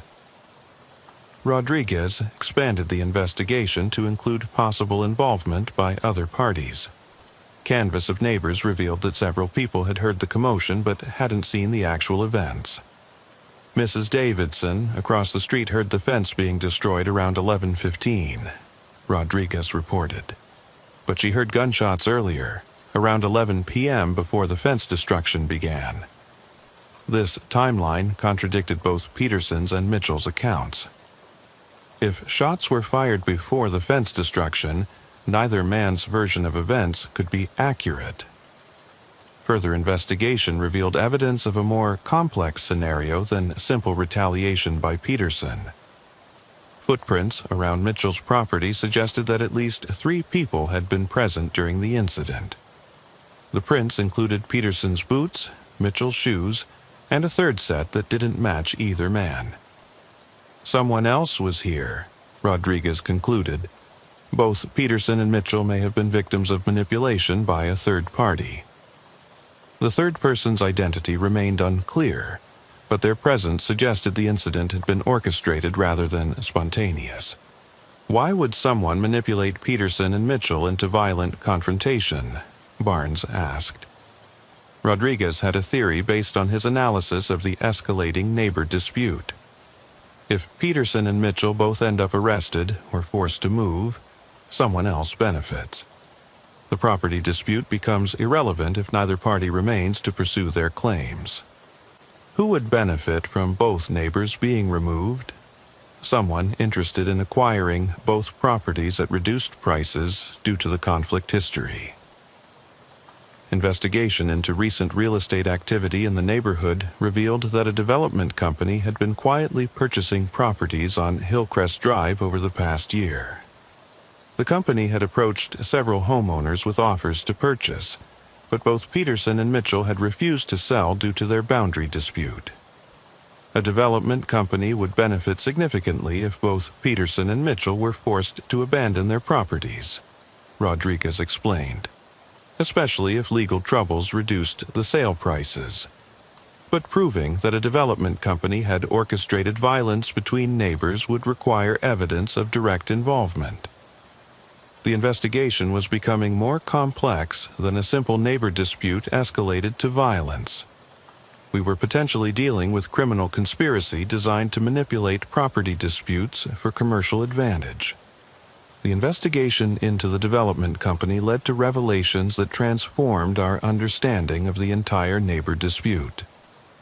What we'd been treating as escalating harassment between Peterson and Mitchell was actually a sophisticated manipulation designed to force both men from their properties. Rodriguez contacted the Financial Crimes Unit to examine the business practices of Heritage Development Corporation, the company that had been purchasing properties in the neighborhood. Detective Lisa Wang from Financial Crimes reviewed Heritage Development's activities and found patterns consistent with organized real estate fraud. Heritage has been systematically acquiring properties in targeted neighborhoods through harassment campaigns designed to force owners to sell below market value, Wang explained during our joint briefing. How does the harassment work? They identify properties they want to acquire, then orchestrate conflicts between neighbors to make the area appear unstable and dangerous. Property values drop, owners become desperate to sell, and Heritage swoops in with lowball offers. Wang showed us documentation of Heritage Development's activities in 3 other neighborhoods where similar neighbor disputes had resulted in multiple forced sales. In each case, the pattern is identical. Escalating harassment between neighbors, police involvement, property damage, eventually violence that makes continued residence unbearable for everyone involved. Are the neighbors aware they're being manipulated? Usually not. Heritage recruits one neighbor to harass others, but the recruited harasser believes they're acting on their own motivations. This explained Mitchell's sophisticated harassment methods and his success in avoiding prosecution. He wasn't acting independently. He was being guided by professionals who understood legal loopholes and psychological pressure techniques. Mitchell has been working for Heritage Development? Rodriguez asked. Almost certainly, though he may not realize the full scope of the operation. Heritage typically recruits neighbors with legitimate grievances, then gradually escalates their conflicts through training and financial incentives.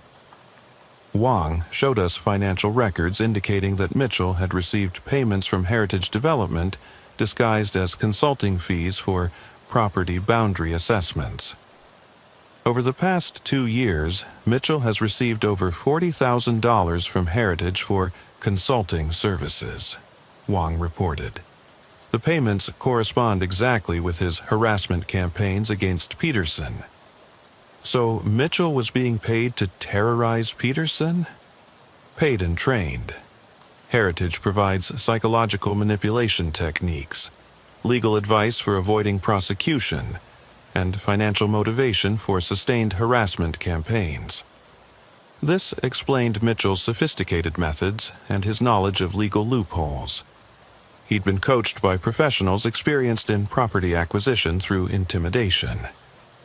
But the financial records also revealed something disturbing about the recent violence. Mitchell had received a large payment from Heritage Development just 3 days before the fence destruction incident. $50,000, labeled as Project Completion Bonus, Wang noted. The timing suggests Heritage knew the situation was about to escalate to violence. Rodriguez suspected that Heritage had orchestrated the violent confrontation to ensure both Peterson and Mitchell would be forced to abandon their properties.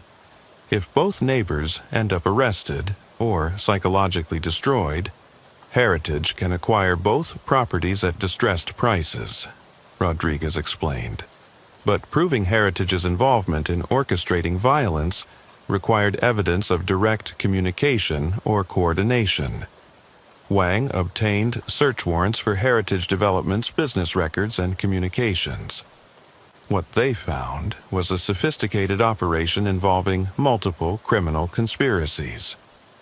Heritage has been running property acquisition scams in 12 neighborhoods across Queens and Brooklyn, Wang reported after reviewing their files. They've forced over 60 families from their homes through orchestrated harassment campaigns. The business model was elegant and profitable.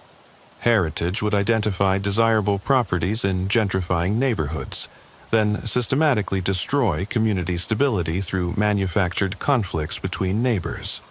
They create artificial neighborhood disputes, escalate them to violence and legal problems, then purchase the damaged properties at 20 to 30% below market value, Wang explained. How do they recruit neighbors to participate in harassment? They identify residents with legitimate grievances, property disputes, noise complaints, parking conflicts, then offer to help resolve their problems through community advocacy services. Heritage's community advocacy services were actually training programs for conducting legal harassment of targeted neighbors. They teach recruited neighbors how to maximize psychological pressure while avoiding criminal prosecution, Wang continued. Provide legal advice, financial support, and gradually escalate conflicts toward violence. Mitchell had been recruited through his legitimate boundary dispute with Peterson, then trained and funded to conduct increasingly sophisticated harassment. Heritage probably told Mitchell they were helping him recover his stolen property, Rodriguez speculated. Gradually trained him to escalate pressure until Peterson would be forced to abandon his claim. But Heritage's ultimate goal required both neighbors to be removed, which meant Mitchell was also a target for manipulation. The third set of footprints at the scene of the violent incident suggested Heritage had sent someone to ensure the confrontation escalated beyond what Mitchell and Peterson would have done independently. They needed both neighbors destroyed, not just Peterson, Wang observed. So they orchestrated violence that would incriminate both men. Investigation into the mystery third person led to David Richards, a Heritage Development employee whose job title was Community Relations Coordinator. Richards had a criminal background involving assault and harassment, but had been hired by Heritage specifically for his skills in escalating conflicts while avoiding legal responsibility. Richards specializes in manipulating unstable situations into violence, Wang explained after reviewing his background. He's been involved in at least 6 previous Heritage operations, where neighbor disputes escalated to serious crimes. Security camera footage from nearby houses captured Richards in the area during the time of the violent incident, though not clearly enough to prove his direct involvement. Richards was definitely present during the confrontation, Rodriguez confirmed, but proving he orchestrated the violence requires more evidence. Surveillance of Richards revealed that he was already working on Heritage's next target neighborhood, identifying potential conflicts and recruiting harassers for new property acquisition campaigns. This is ongoing criminal conspiracy involving dozens of families, Wang told the task force. Heritage is systematically destroying communities for profit. The federal prosecutor's office agreed to take the case, recognizing that Heritage Development's activities constituted organized racketeering under federal RICO statutes. This is exactly the kind of systematic criminal enterprise RICO was designed to address, Assistant U.S. Attorney James Chen explained. Coordinated criminal activity for commercial purposes, involving multiple victims across state lines. But building a RICO case required extensive investigation and coordination between multiple law enforcement agencies. We need to document Heritage's criminal activities in all affected neighborhoods, identify all victims, and prove the coordinated nature of their operations, Chen continued. Meanwhile, Peterson and Mitchell remained unaware that their conflict had been orchestrated by a criminal organization seeking to steal their properties. "Do we tell them they've been manipulated?" Rodriguez asked. "Not yet," Chen advised. "If they learn about Heritage's involvement, they might interfere with our investigation or attempt retaliation that could compromise the case." Peterson was facing criminal charges for the fence destruction and the weapons violations. Mitchell was cooperating with prosecutors, believing Peterson had spontaneously escalated to violence. "Both men are victims of Heritage's manipulation," Rodriguez observed. "But they'll face legal consequences for crimes they were manipulated into committing." The investigation was expanding to include federal agencies with expertise in organized crime and real estate fraud. What had started as a neighbor dispute was now a major federal case involving systematic community destruction for profit. The federal investigation into Heritage Development Corporation culminated in coordinated raids across 3 states in March 2021. Over 60 Heritage employees and associates were arrested, including executives who had orchestrated systematic community destruction for profit. I was part of the team that arrested David Richards, the community relations coordinator, who had manipulated the Peterson-Mitchell conflict into violence. Richards' apartment contained detailed files on dozens of neighborhood disputes he'd been assigned to escalate. Each file contains psychological profiles of the targets, escalation strategies, and detailed timelines for destroying community stability. Agent Foster explained as we processed Richards' evidence. Richards had been Heritage's specialist in turning legitimate neighbor grievances into criminal harassment campaigns. His methods were sophisticated and ruthlessly effective. Richards would identify residents with real complaints, then gradually train them to escalate conflicts beyond anything they would have done naturally, Foster continued. The evidence showed that Mitchell had been systematically manipulated over 2 years, receiving training in harassment techniques, legal advice for avoiding prosecution, and financial incentives for escalating pressure on Peterson. Mitchell genuinely believed he was defending his property rights, Rodriguez observed after reviewing Richards' manipulation files. Heritage convinced him that extreme measures were justified. But Heritage's manipulation of Mitchell included preparation for his eventual disposal. Once Peterson was driven away, Mitchell would have been targeted for harassment by a new recruited neighbor until he also abandoned his property. Heritage's business model required destroying both neighbors, Agent Foster explained.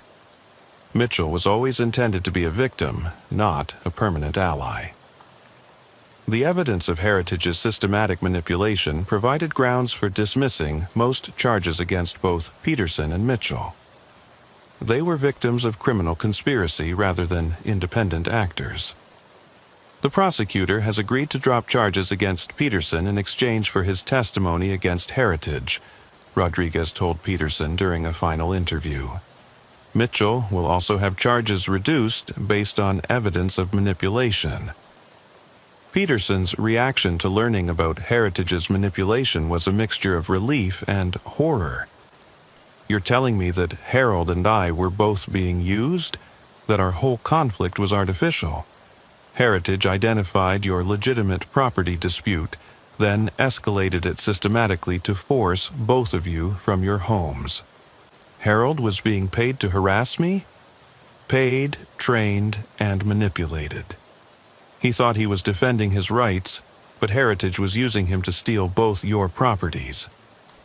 Peterson struggled to process the revelation that his nightmare neighbor experience had been a calculated business operation.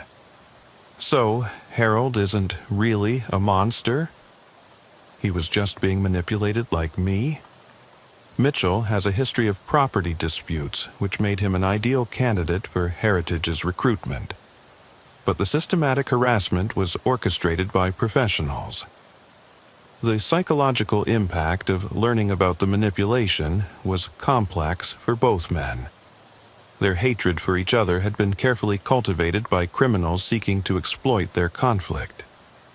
Mitchell's reaction was more difficult.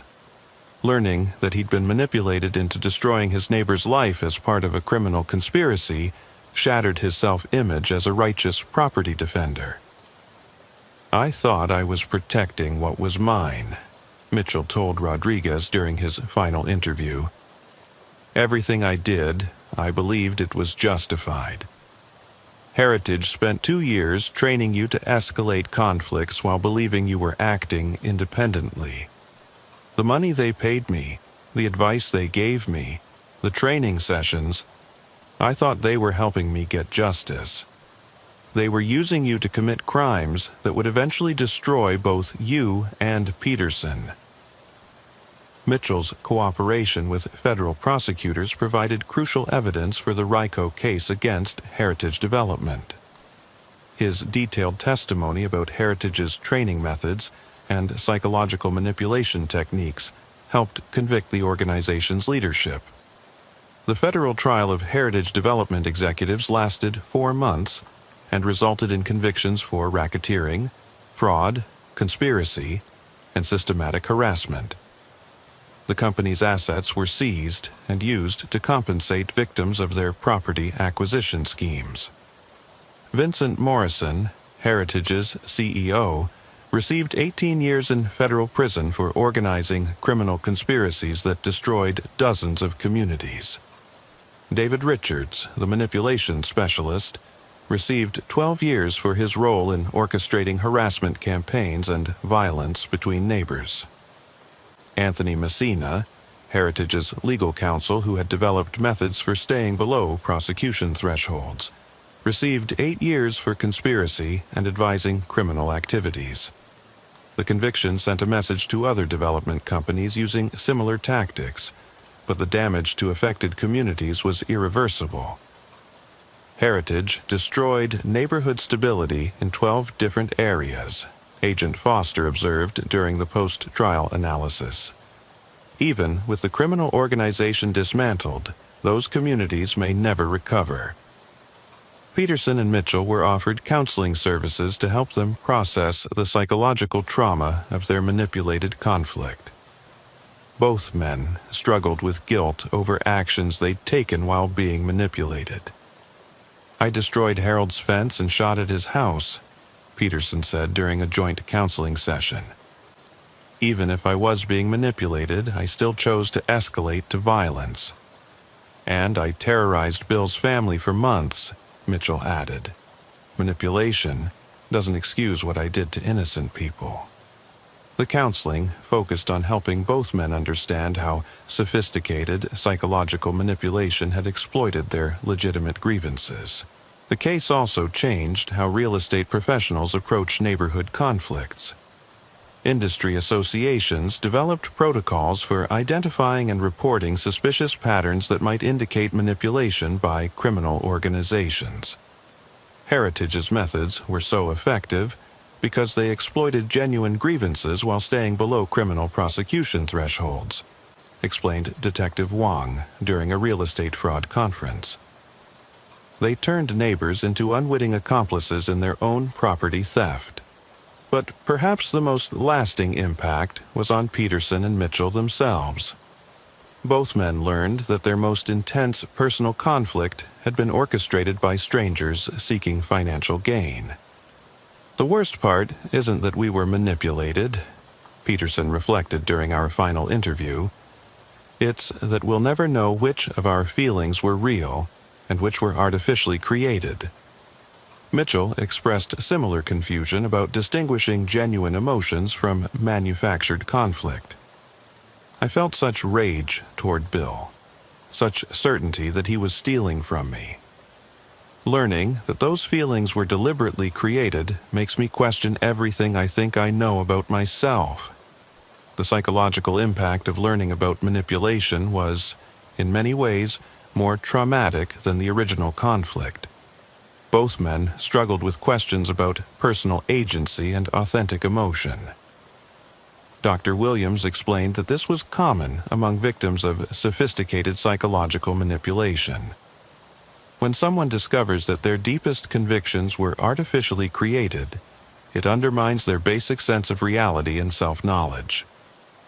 5 years after the Heritage convictions, both Peterson and Mitchell had rebuilt their lives, but remained forever changed by the experience. Peterson sold his house on Hillcrest Drive and moved to New Jersey, closer to his sister's family. He avoided community involvement and maintained minimal contact with neighbors. "I'm probably too suspicious now," Peterson admitted. "But after what happened with Heritage, I can't trust that conflicts are what they appear to be." Mitchell moved to rural Pennsylvania and became involved in victim advocacy, helping other manipulation survivors understand their experiences. "If sharing my story helps other people recognize when they're being manipulated, then maybe some good can come from what I did," Mitchell said. The Heritage development case demonstrated that modern real estate fraud had evolved beyond simple financial scams to include systematic community psychological warfare. Heritage represented a new form of organized crime, Agent Foster concluded in her final report. They weaponized human psychology to steal property through manufactured conflict. The FBI created new task forces specifically focused on investigating organized real estate manipulation schemes. But identifying these operations remained challenging because they exploited legitimate conflicts. "The next Heritage might be operating right now in neighborhoods across the country," Foster warned during congressional testimony, "manipulating families into destroying each other for profit." Years later, when I respond to neighbor dispute calls, I remember the Peterson-Mitchell case and look for signs of outside manipulation. Most conflicts are genuinely between neighbors, but some hide criminal conspiracies designed to exploit human weakness for profit. The true horror of the Hillcrest Drive case wasn't the violence or property damage. It was the realization that our deepest personal conflicts can be manufactured by strangers who view human suffering as a business opportunity. Peterson and Mitchell thought they were fighting each other over a few feet of land. In reality, they were unknowing participants in a sophisticated criminal enterprise that had perfected the art of turning neighbors into enemies. The boundary war was never really about boundaries. It was about how easily human hatred can be bought, sold, and manufactured by those who understand the profitable business of community destruction. In the end, the most valuable property Heritage stole wasn't land or houses.